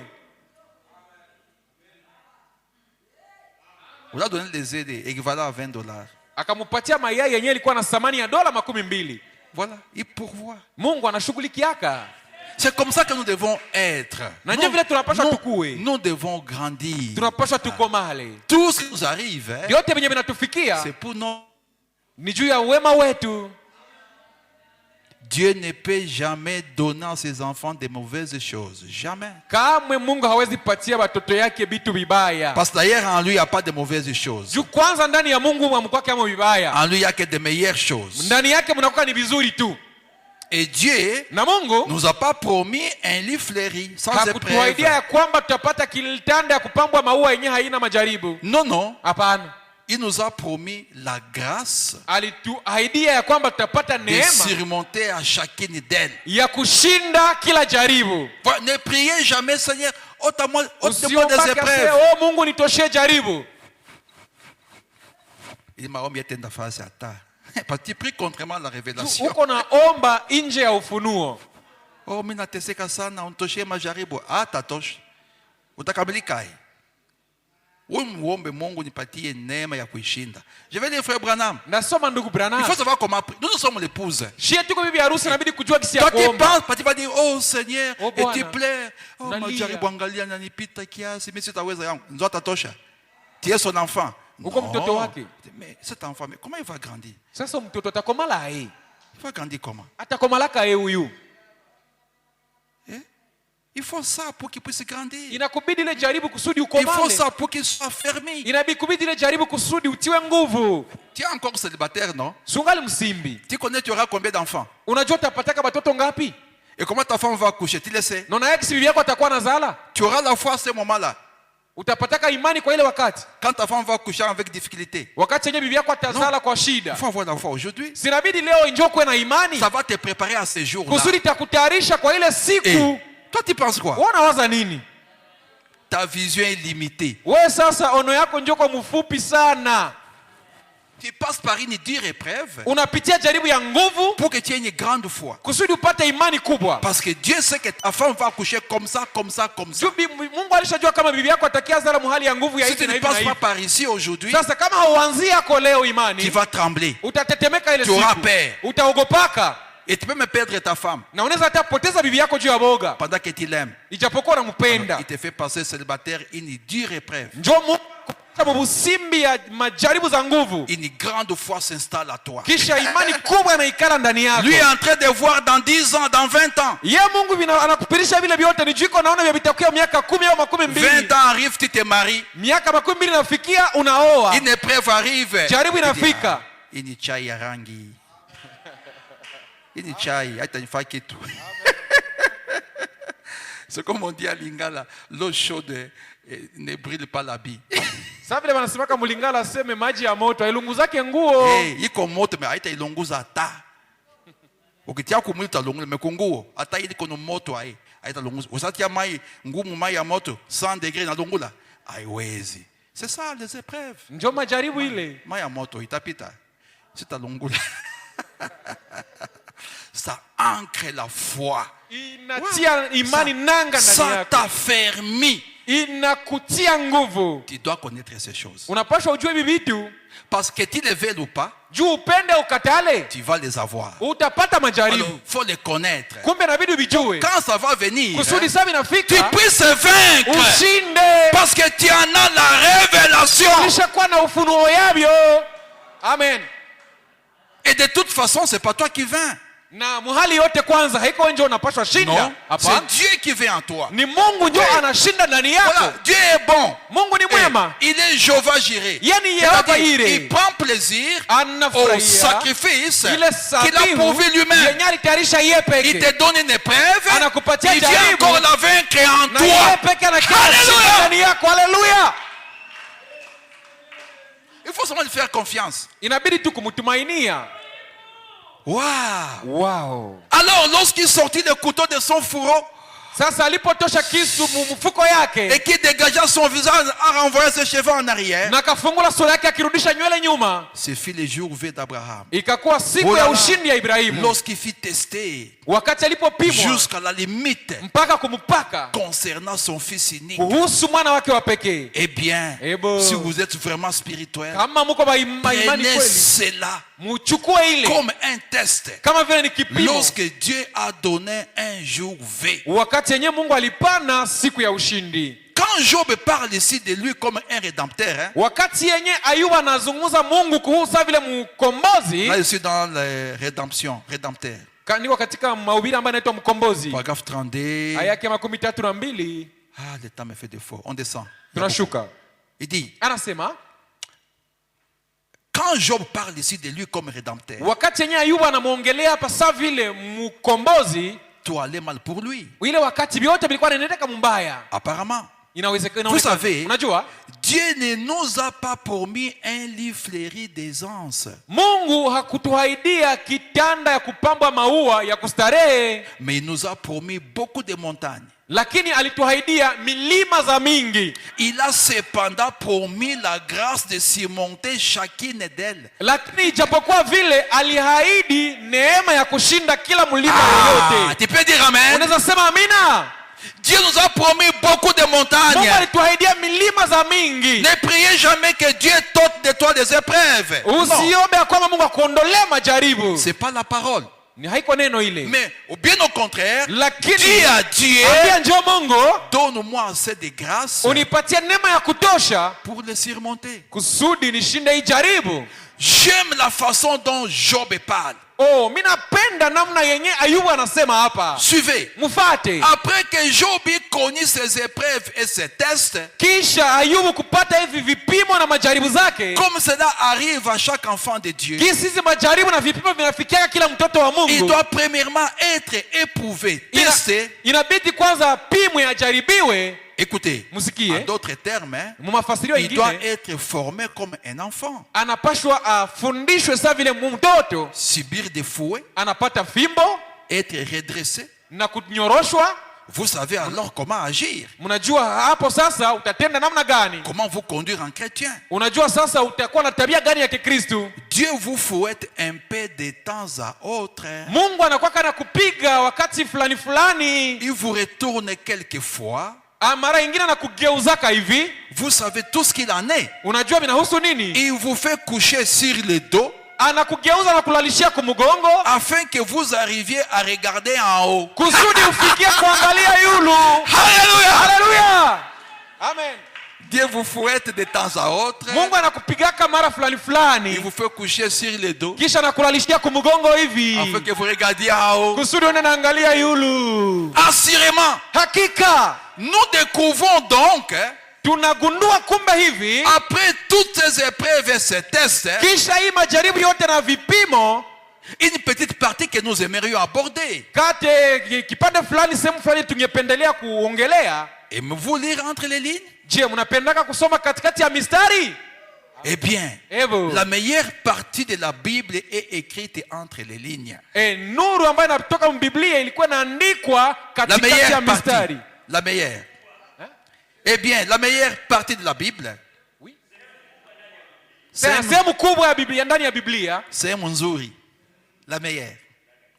Eh bien, la meilleure partie de la Bible sehemu bora mu Biblia est écrite entre les lignes. imeandikwa katikati ya mistari. Assurément qu'elle l'est. Hakika ndiyo inaandikwa kati ya mistari. Comme je le disais l'autre soir, Kama vile kisi nilikuwa nasema jioni la Bible iliyopita, est cachée à chaque séminaire. na Biblia inafichwa kwa kila semina yoyote. Vous ne connaissez pas Dieu par l'expérience du séminaire. Hauwezi mjua Mungu kupitia mazoea ya semina. Vous le connaissez par une expérience de la nouvelle naissance. Unamjua ni kupitia mazoea ya kuzaliwa upya. C'est vrai. Hakika. Voyez, Unaona? les séminaires, Hii masemina rien contre cela. mie sina chochote zidi ya Donc, ile. rien du tout. Hakuna chochote. Mais ce n'est pas ça. Lakini haiko vile. Vous accordez trop d'importance à cela. Muko napatia maana mingi vile vitu. Est-il bien instruit? Je, amefundishwa mzuri? Combien de diplômes a-t-il?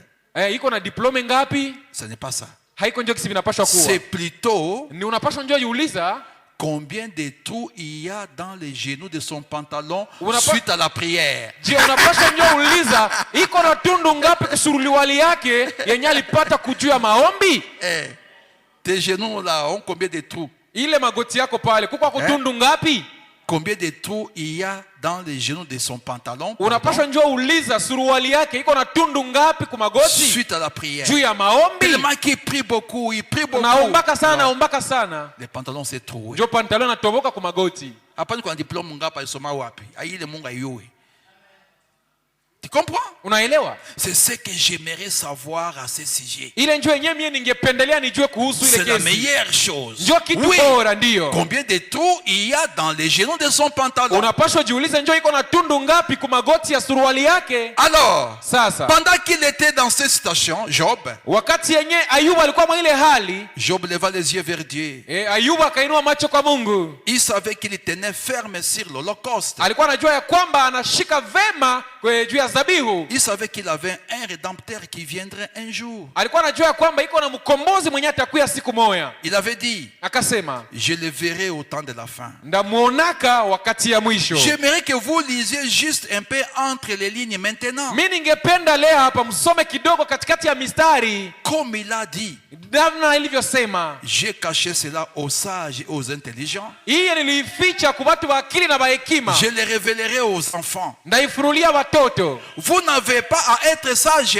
Wewe haikubidi asiye na hekima. Celui qui s'humilie sera élevé. Yule mwenye atajinyenyekeza atapandishwa. Celui qui s'élève sera Na yule abaissé. mwenye anajipandisha atashushwa. Voyez-vous, Unaona? être rabaissé. Kushushwa. Voyez donc combien petit, voyez donc simplement combien petit et combien simple vous pouvez vivre devant Dieu si vous voulez obtenir quelque chose. Muone mara ngapi unaweza jishusha na namna gani kidogo kama unapenda uishi mbele ya Mungu na upate kitu fulani. Je réponds. Na Voyez rudie. donc simplement, Naone tu mara ngapi? mwangalie tu, uchunguze tu, Uchunguze tu combien petit namna gani ni ndogo et combien simple vous Na- pouvez vivre devant Dieu na namna gani ni kwa urahisi unaweza ishi si mbele vous ya voulez Mungu. obtenir quelque chose. Kama unapenda kupata kitu fulani, Faites-vous petit. ujishushe. Si tu veux avoir quelque chose de Dieu, Kama unapenda upate vitu vya Mungu, fais-toi petit. jishushe. Si tu t'élèves, Yeye anjua kuinue. tu seras rabaissé. Ukijipandisha utashushwa.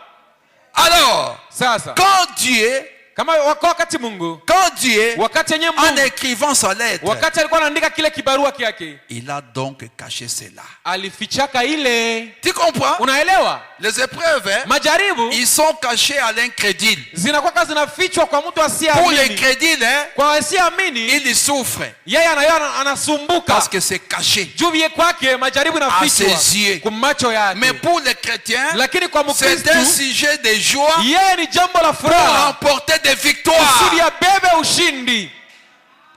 Comme je vous le disais, Kama vile nilikuwa nawaambia, c'est pareil à une lettre de la part de ma femme. iko saa vile ni kibarua kinatoka kwa mke wangu, Elle m'écrit une lettre, ananiandikia kibarua, mais je lis entre les lignes, lakini mimi nasoma na katikati ya car mistari. je l'aime. Juu mimi nampenda, Je peux pratiquement savoir de quoi elle parle. ndeza jua hakika iko nazungumzia kuhusu nini. Peu importe ce qu'elle dit sur papier, Haijalishi vyenyewe vinaandikiwa kwa karatasi, je sais ce qu'elle veut dire. mimi najua alikuwa anamaanisha nini. Voyez, Unaona? parce que je l'aime. Juu mimi C'est nampenda. ce que vous faites lorsque vous aimez le Seigneur Jésus Na vile ndio naona fanyaka wakati unapenda Bwana Yesu et que vous prenez la Bible. na kisha unachukua Biblia, C'est alors un livre différent pale ndio naiona inakuwa kitabu parce que vous tofauti. aimez le Seigneur. Juu nampenda Et quand Bwana vous lisez sa Bible, na sio unasoma Biblia à cause de yake l'amour juu ya que vous upendo avez envers lui, yenyewe uko nayo kwa vous Mungu, lisez la Bible différemment. unasoma Biblia kitofauti.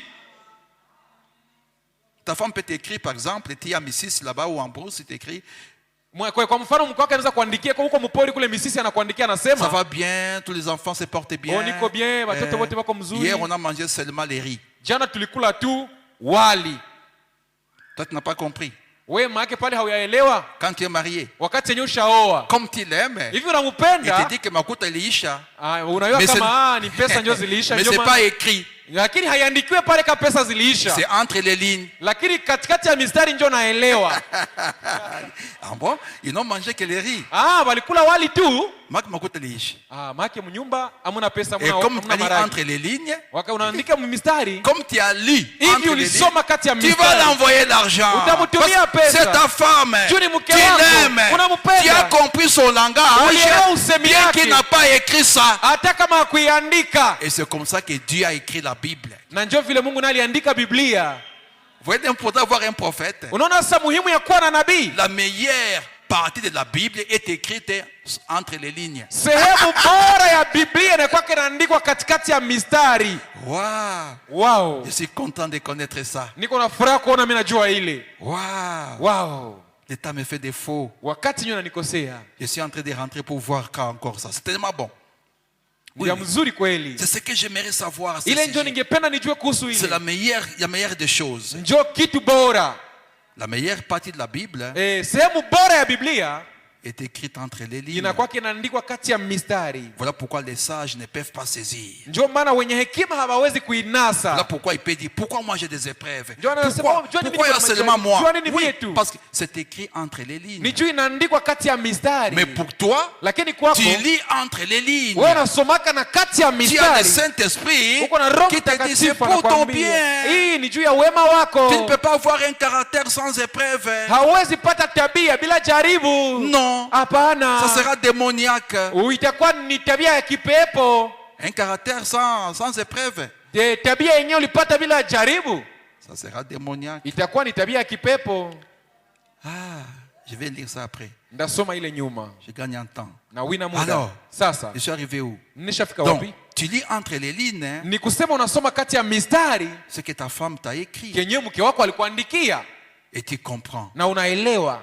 Alors, Sasa, madame me dit, na Biblia nami anasema quand vous lisez entre les lignes, wakati unasoma kati ya mistari, c'est ce que vous faites lorsque vous aimez le Seigneur ile Jésus ndio kitu unafanyaka wakati unampenda Bwana et que vous Yesu. prenez la Bible. Unachukua Biblia, C'est alors un livre différent. pale nakuwa kitabu tofauti. Après votre nouvelle naissance, Kisha kuzaliwa kwako upya, Dieu s'empare de vous Mungu anakushika et commence à se révéler à vous par la parole. na anaanza kuwa na kuangalilia yako kupitia neno. Tu comprends? Unaelewa? Après votre nouvelle naissance, Kisha kuzaliwa kwako Dieu upya, s'empare de vous Mungu anakushika et il commence à se révéler à vous par la parole. na anaanza jifunua kwako kupitia neno. Tu peux jamais dire, mais pourquoi les épreuves ne viennent qu'à moi? Hautasema sijua nini majaribu mie tunyo zinakuiaka. D'abord, c'est faux. Ya kwanza ni bongo. Tu es sûr qu'il n'y a que toi qui as des épreuves? Kweli uko na uhaika kama wetu nyo mwenye uko na majaribu? C'est faux. Ni bia bongo kwanza. Tout enfant de Dieu doit être testé. Kila Dit la mtoto wa Bible. Mungu yote anapaswa pima Donc, ndio vile Biblia Par inasema. commencer, c'est faux. Kwa kwanza mwanzo ni bongo kwa unasema. Pour démontrer que c'est Satan qui te donne ce langage. Na- Si tu n'as jamais entendu Satan parler, Nakwambia vile kusudi leo kama ni shetani. Kama huyasikia shetani iko si nasema, tu n'as jamais entendu Satan parler, kama huyasikia shetani iko nasema, écoute quand il peut oser te dire, ah, pourquoi j'ai des épreuves? Il n'y a que moi. Pourquoi c'est umsikie moi? wakati yako nakwambia aseme, "Oh, kuliko na majaribu, nijua ni mie tu." Ça, c'est le langage de Satan. Ile kwanza ni usemi ya shetani. Dieu ne peut pas parler comme ça. Mungu yeye haizi sema vile. Dès que tu entends ce langage-là, Wakati unasikia ile usemi ya arrière de vile, moi Satan, sema tu nyuma yangu il va shetani. fuir. Atakimbia. Et dis directement à Dieu, Na ukitambia Mungu, directement tu dis à Dieu, pale pale unaambia Mungu, donne-moi la grâce unipatie neema de surmonter les ya épreuves. kushinda hii jaribu. Tu vois comment un chrétien prie? Ona kisi Mkristo Parce que anaomba. toi, tu es né de nouveau. Jua ushazaliwa upya. Dieu s'est emparé de toi Mungu alishakushika. et Dieu se révèle à toi par la parole. Na Mungu iko anajifunua kwako kupitia neno. Mais oui, Ndiyo. toi tu aurais la foi sans Abraham. Wewe utakuwa wewe ungepataka imani kama Ibrahimu angekuwa? Non. Hapana. Quelqu'un d'autre aura la foi à partir de ton expérience. Mtu mwingine naye atapata imani kupitia ile mazoea yako, ushuhuda yako. Laisse Dieu faire. Acha Mungu afanye. À votre nouvelle naissance, Kwa kuzaliwa kwako upya, Dieu s'empara de vous Mungu et akakushika. commence à révéler à vous par la parole. Anaanza jifunua kwako kupitia neno. Remarquez, Mwangalie il mzuri. parle de Job. Anasema kuhusu Il a Ayubu. dit, Akasema, je sais que mon rédempteur est vivant. najua ya kwamba mkombozi wangu yu hai. Observez sa prophétie. Sasa uangalie unabii wake. Premièrement, Ya kwanza, ces constateurs sont venus et l'ont accusé d'avoir péché en secret. sasa wandugu yake walikuwa kumuzi yake na kumwambia kwamba alitenda dhambi katika siri. Parce qu'il était tombé malade. Juu aligonjwaka. Mais Dieu envoya Eliou, Lakini Mungu akamtumia Eliu. un représentant de Dieu. Alikuwa mwakilishi wa Mungu. Ce qui veut dire Christ. Ile ambayo inamaanisha Kristo. Et il représente le et tout. Na Anamaanisha. anamaanisha vyote. Ah non, non, Eliou. Aule Eliu. Elle, hein? C'est comme El Shaddai. Ah oui. Elle représente le tout. Ile ele inamaanisha vyote. En analysant les noms, Wakati yenyewe tunachambua à son jina. arrivée, quand Eliou est venu, Wakati Eliu alipofika, il a dit à Job, akamwambia Ayubu, il n'a point accusé d'être un pécheur, yeye hakumshtaki ya kwamba ni mtenda dhambi, mais lui a annoncé qu'il y viendrait un juste lakini alimtangazia ya kwamba kutakuja mwenye haki qui pourrait se tenir à la brèche mwenye anaweza simama kati ya pengo et mettre sa main sur un homme pécheur na tia mkono wake juu ya mtu mtenda dhambi et sur un Dieu saint na juu ya Mungu mtakatifu et faire les ponts. na anatia kilalo. Alors, Na hapo sasa l'esprit frappa les prophètes. roho ikamupiga nabii. Quand il est entré dans la volonté de Dieu, Wakati alipoingia mapenzi ya Mungu, il est retourné dans les canals akarudia munjia, et l'esprit le frappa. roho Il ikamupiga, se leva et dit, akasimama je akasema, sais mimi najua que mon ya rédempteur kwamba est vivant. mkombozi wangu yu hai. Il se tiendra sur la terre. Atasimama juu dunia. Remarquez, Mwangalie, quand Job est mort, wakati huyu walipokufa, voici juste une petite insinuation. mwangalie kwanza onesho Et fulani puis nous allons directement de l'avant. na Ok. kisha tunaendelea mbele. Allons vite, je vais terminer l'air, excusez-moi. Ok. Remarquez, Mwangalie mzuri, quand Job est mort, wakati huyu walipokufa, avant sa mort, mbele ya kifo chake, il a indiqué les lieux où il serait enseveli. alioneshaka nafasi kwenye atazikwa. Cela avait quelque chose à faire. Ile ilikuwa na maana fulani. Puis Abraham est venu. Kisha Ibrahimu akaja, Et quand Sarah est morte, na Sara alipokufa, sa chérie, sa femme, ule mke wake quand mpenzi elle est morte, alipokufa, c'était étrange. ilikuwa ni ya kigenyi. Mais Abraham est allé sur le terrain où Job était enseveli. Lakini Ibrahimu akaenda kwa ile shamba kwenye Ayubu alizikiwaka, Il a enseveli Sarah naye akazika mule sur le Sara même terrain que Job. mwa ile shamba ya sawasawa na Ayubu. Suivez donc, Mfate mzuri, ils étaient des prophètes. balikuwaka banabii. Eh bien, Ebo cela n'était pas écrit dans les Écritures, hein, ile haikuwa naandika mu maandiko, mais ils étaient des prophètes. lakini balikuwa banabii. Et remarquez, Mwangalie mzuri, quand Abraham mourut, wakati Ibrahimu alipokufa, il s'endormit à côté de Sarah. akalala pembeni ya Au Sara. même endroit, Ile ni nafasi Abraham engendra Isaac. Ibrahimu akamzala Et Isaka, quand Isaac mourut, na Isaka il alipokufa fut enseveli à côté d'Abraham. akazikwa pembeni ya Ibrahimu. Et quand Isaac engendra Jacob, Na Isaka alipozala et Yakobo, Jacob mourut en Égypte. Yakobo akafia Misri. Mais avant sa mort, Na mbele ya kifo il yake fit venir son fils et prophète akaitisha Joseph, mtoto wake mwana Yusufu na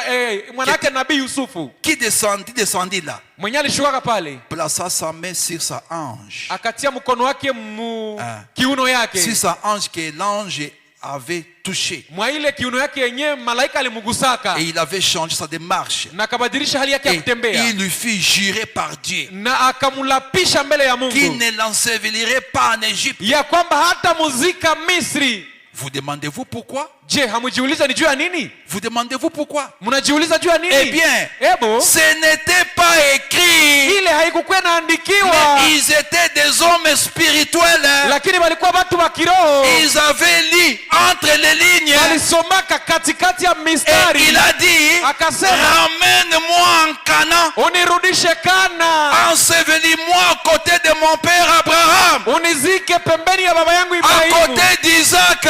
pembeni ya Isaka. Observez, Mwangalie Joseph, Yusufu quand il est mort, walipokufa, il est dit, akasema n'ensevelissez pas mes os ici. musizike mifupa yangu huku Misri, Mais un jour, lakini siku Dieu va moja vous visiter. Mungu atawatembelea. Amenez alors mes os devant vous Njoo mwendane mifupa yangu mbele et yenu, ensevelissez-les à côté de mon père. na mwende muzike mifupa yangu Au pembeni ya même baba endroit yangu. où Job avait été enseveli. Ile nafasi kwenye Ayubu naye Au même alizikiwaka, endroit où Sarah et Abraham, ile nafasi kwenye Sara na Ibrahimu, Isaac et Jacob, Isaka na Yakobo, Rebecca, Léa, Rebeka na Lea, et tous avaient été ensevelis na dans la kwenye terre pote promise. kwenye walizikwa katika nchi ya ahadi. Je me demande pourquoi. Mimi najiuliza ni juu ya nini? Voilà, Ni vile Dieu n'avait pas promis la résurrection là-bas en Égypte, Mungu hakuahidia ufufuko kule Misri, hapana, mais il savait que la résurrection aura lieu dans la terre promise. lakini alikuwa anajua ya kwamba ufufuko itafanyika ni mwinchi ya ahadi. Et quand finalement Jésus vint, Na mwisho Yesu le alipokuja, Rédempteur, mkombozi, ils lui ont fait comme il était dit qu'il ferait. wakafanya kwamba vile alisema, Wakamufanya. wakamfanyizia gisi walikuwa wanasema atafanya, watamfanyizia. Il est mort. Akakufa, Il a été enseveli. akazikwa, Et le troisième jour, na siku ya il est tatu ressuscité. akafufuka. Et écoutez, Musikie. et ceux qui avaient été ensevelis là avec lui, Na bale benye balizikwaka pale pamoja naye, Abraham, Ibrahimu, Isaac, Isaka, Jacob Yakobo et les saints, na watakatifu sortirent de la tombe. wakatoka mkaburi. Ils savaient que la résurrection aura lieu en Palestine. walikuwa wanajua ya kwamba ufufuko itafanyika kule Palestina. En effet, Kwa kuwa, cela leur avait été révélé spirituellement. ile ilikuwa imewafunuliwa kiroho. Ah, je m'arrête là. Nasimamia pale. Ils savaient que la résurrection aura lieu en Palestine. Walikuwa wanajua kwamba ufufuko itafanyikia Cela Palestina. leur avait été révélé spirituellement. Ile ilikuwa imewafunuliwa kiroho. C'est comme toi. Ni kama vile wewe, Les épreuves te sont révélées. majaribu kwako ni ufunuo uko Que nayo. c'est un sujet de joie pour toi. Unajua kwamba ile ni jambo la furaha kwako. Que c'est Dieu qui te donne des occasions Ni ya kwamba ni Mungu ndiye pour anakupatia fursa remporter la victoire. ya kupeleka ushindi. Et notre Macpéla aujourd'hui, Na makpela yetu leo c'est en Jésus-Christ. ndani ya Yesu Kristo. Entrons en Jésus-Christ. Tuingie ndani ya Yesu Comment Kristo. on entre en Jésus-Christ? Na wakati unaingia C'est namna gani ndani ya comment Yesu? on y entre? Unaingia namna gani? Par le baptême du Saint-Esprit. Kupitia ubatizo ya Roho Quand vous Mtakatifu. êtes né de nouveau, Wakati umezaliwa upya, Dieu s'empare de vous. Mungu anakushika. Et vous voyez les Écritures autrement Na qu'avant. unaona maandiko tofauti kutaona Et mbele. vous aurez foi en Dieu. Na utamwamini Mungu. Dieu l'a dit, Mungu alisema, je le crois. na iamini Il va le faire. ataifanya. Que Dieu bénisse. Mungu awabariki. Amen. Amen. C'est ça les amis. Ndio vile marafiki. Un chrétien grandit. Mkristo anakomalaka. Un chrétien n'est pas plaintif. Mkristo akwake wa kulialia. Non. Un Hapana. chrétien a la foi. Mkristo anakuwaka na Un chrétien a imani. la révélation. Mkristo anakuwaka na ufunuo. Il sait, Dieu l'a dit. Anajua Mungu alisema Dieu va le faire. ataifanya. Il se tient sur l'ainsi dit le Anasimama Seigneur. hivi asema Bwana. Oh, merci Jésus. Oh, asante Yesu. On va l'adorer. Tutamwabudu. Pardonnez-moi, j'ai pris votre temps. Munisameni nilichukua muda wenu. J'ai beaucoup de choses. Niko na vitu vya mingi. Pardon. Tafadhali. Adorons-le, on va prier. Tuabudu Mungu kisha taomba. Ayez foi en Dieu, les amis. Mumwamini Mungu barafiki. Dieu a promis à Abraham. Mungu aliahidia Ibrahimu. Je jure Na lapa par moi-même. kwa mi Ta peke postérité ya kwamba uzao wako possédera itamiliki le port de l'ennemi. malango ya adui. Comment puis-je vaincre? Naweza shinda namna gani? Avant de posséder le port de l'ennemi, Mbele ya kumiliki malango ya tu dois adui d'abord vaincre. unapaswa ushinde Et kwanza. pour vaincre, Na kusudi tu ushinde dois avoir la révélation. unapaswa kuwa na ushindi Tu na dois être ufunuo. loyal comme Abraham. Unapaswa kuwa mwaminifu kama Tu dois Ibrahimu. avoir la connaissance de Dieu. Unapaswa kuwa na La ujuzi wa parole. Mungu. Neno. Tu dois avoir la foi en Dieu. Unapaswa kuwa na imani kwa Et Mungu. avant d'avoir la connaissance, Na mbele uwe na il ujuzi, te faut d'abord avoir le Saint-Esprit. inakubidi uwe na Parce Roho que c'est lui Mtakatifu. qui donne la Juu ni foi. yeye ndiye anapanaka imani. Dieu l'a dit. Mungu alisema, Amen. amina. Il va le faire quand? Ataifanya siku gani? Je ne sais pas. Mimi sijui. Mais il a dit dans la parole. Lakini alisema mneno. Je la lis entre les lignes. Mimi naisoma kati ya La mistari. Bible. Biblia. Je la lis entre les lignes. Biblia naisoma kati ya C'est mistari. pour moi. Ni yangu. Les épreuves, Majaribu c'est un sujet de joie pour moi. kwangu ni jambo la furaha. Ulia ya haidi Bwana napata kwa imani yako uweze kuniacha mimi, napata napata yote kwako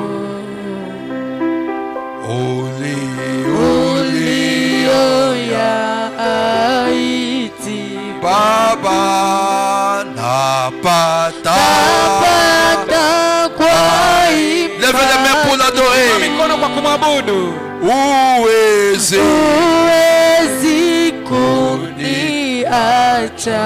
mimi, napata napata yote kwako kwa damu kwa damu nimetakasika na moto na moto wa uzima wako waniletea nguvu tele, napata yote kwako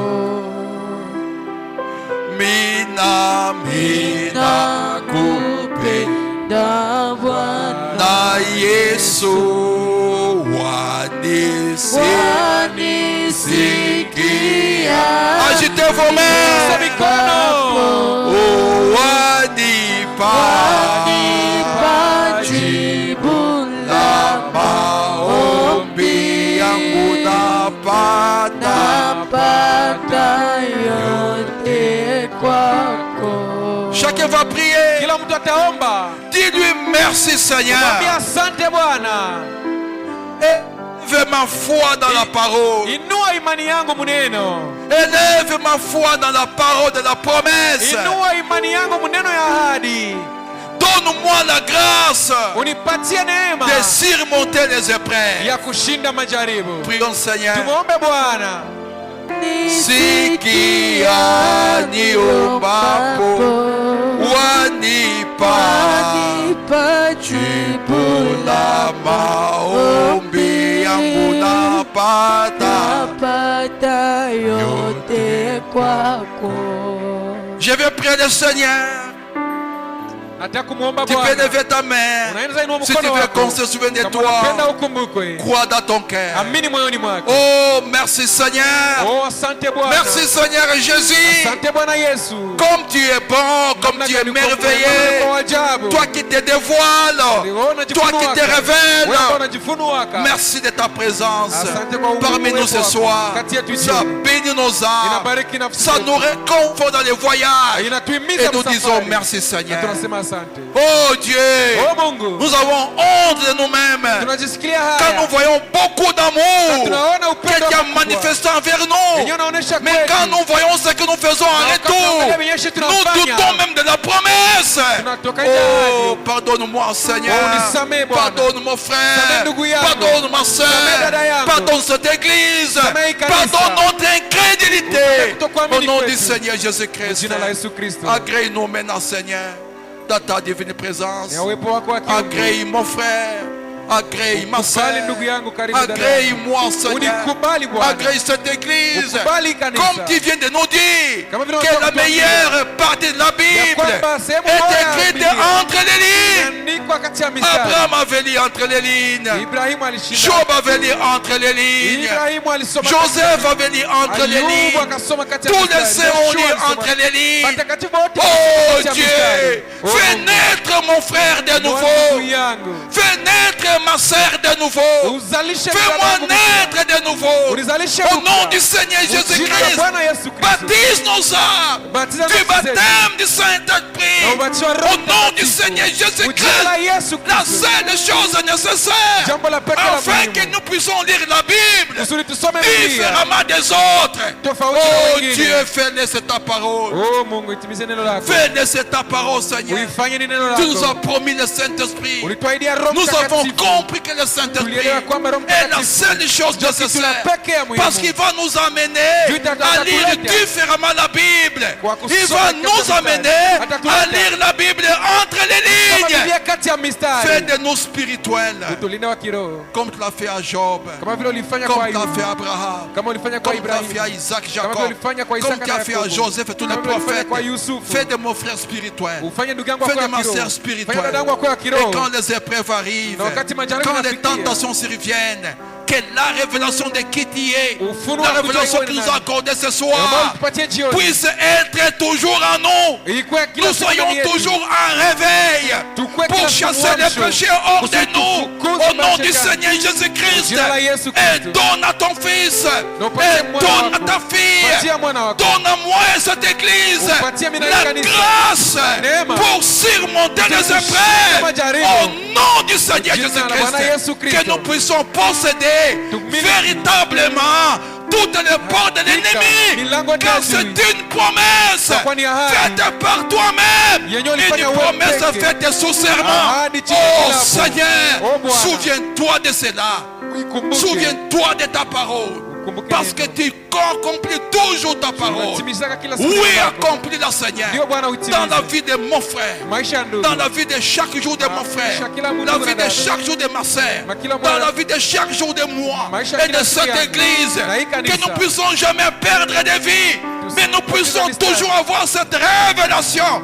Que Lakini la tena postérité ni d'Abraham possédera les portes de l'ennemi. Miliki, malaki Peu adui. importe la porte, Haijalishi nous la mlango possédons tunaimiliki. au nom du Seigneur Jina la Bwana Jésus-Christ. Yesu Kristo. Donne la victoire à ce peuple. Patia taifa Donne-lui un ushindi. sujet de joie Wapatie jambo pour la dire furaha. toujours merci Seigneur. Kusudi waseme kila siku asante Bwana. Je vois que tu m'as exaucé Naamini ya Seigneur. kwamba umenijibia. Quand je t'ai pris conformément à la Kwa kuwa poche, nailomba kulingana na neno. bénis ce peuple. Bariki taifa. Rends sa joie parfaite Seigneur.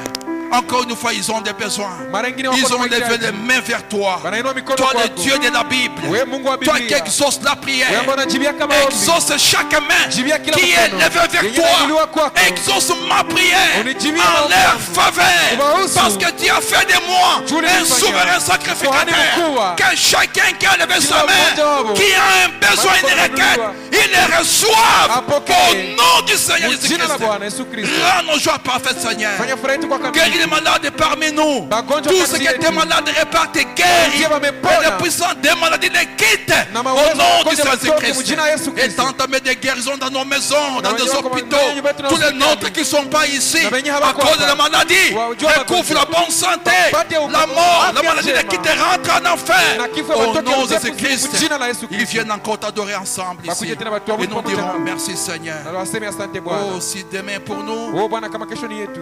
on va venir prier, Tutakuja kuomba. exaucer au ciel. Utujibie kutoka Donne mbinguni. à ton peuple ici une vie de prière. Patie taifa yako Une vie jambo beaucoup la plus furaha. rapprochée de toi. Maisha Une vie manakaribia zaidi. sanctifiée. Maisha Une vie utakatifu. consacrée à toi. Ambaye naweka wakfu Et si kwako. dimanche est pour nous, Na kama siku ya Jumapili ni prépare yetu. un gâteau pour nos âmes. Utuandalie Et sauve mkate. beaucoup d'âmes ces jours. Na ukoe Au nafsi nom du Seigneur nyingi. Jésus-Christ. Jina la Bwana. Pendant qu'on va rentrer sur nos Wakati toits, tunaporudia conduis-nous. nyumbani kwetu. Fais arriver chacun nos bonnes Fikisha kila santé. mmoja wetu Sous son njema. toit, ton nom sera Nyumbani kwake jina glorifié. lako litatukuzwa. Assure protection. Na Assure ta sécurité kingo envers na nous. usalama. Que la colonne de feu Na nguzo ya soit moto. sur nous, nos maisons, la Iko nuit, juu ya nos nyumba biens. zetu Et la usiku. nuée de gloire Na wingu la soit utukufu. sur nous, nos maisons, Iko les juu ya biens, nyumba zetu. les jours. Et Mchana. nous dirons merci Seigneur. Na tutasema Comme asante tu Bwana. es bon Seigneur. Hivi uko mwema. Oh, comme tu es parfait. Namna gani uko Comme tu es mkamilifu. merveilleux. Namna gani uko Tu es ajabu. l'incomparable Jésus. Uko Yesu Sois asiyelinganishwa. béni, Ubarikiwe. sois loué, Usifiwe. sois adoré Uabudiwe. d'éternité en Milele na éternité. milele. Au nom du Jina la Seigneur Bwana. Jésus-Christ. Yesu Kristo. Amen. Amen. Que Dieu vous bénisse. Mungu awabariki. Que Dieu vous comble. Mungu awajaze.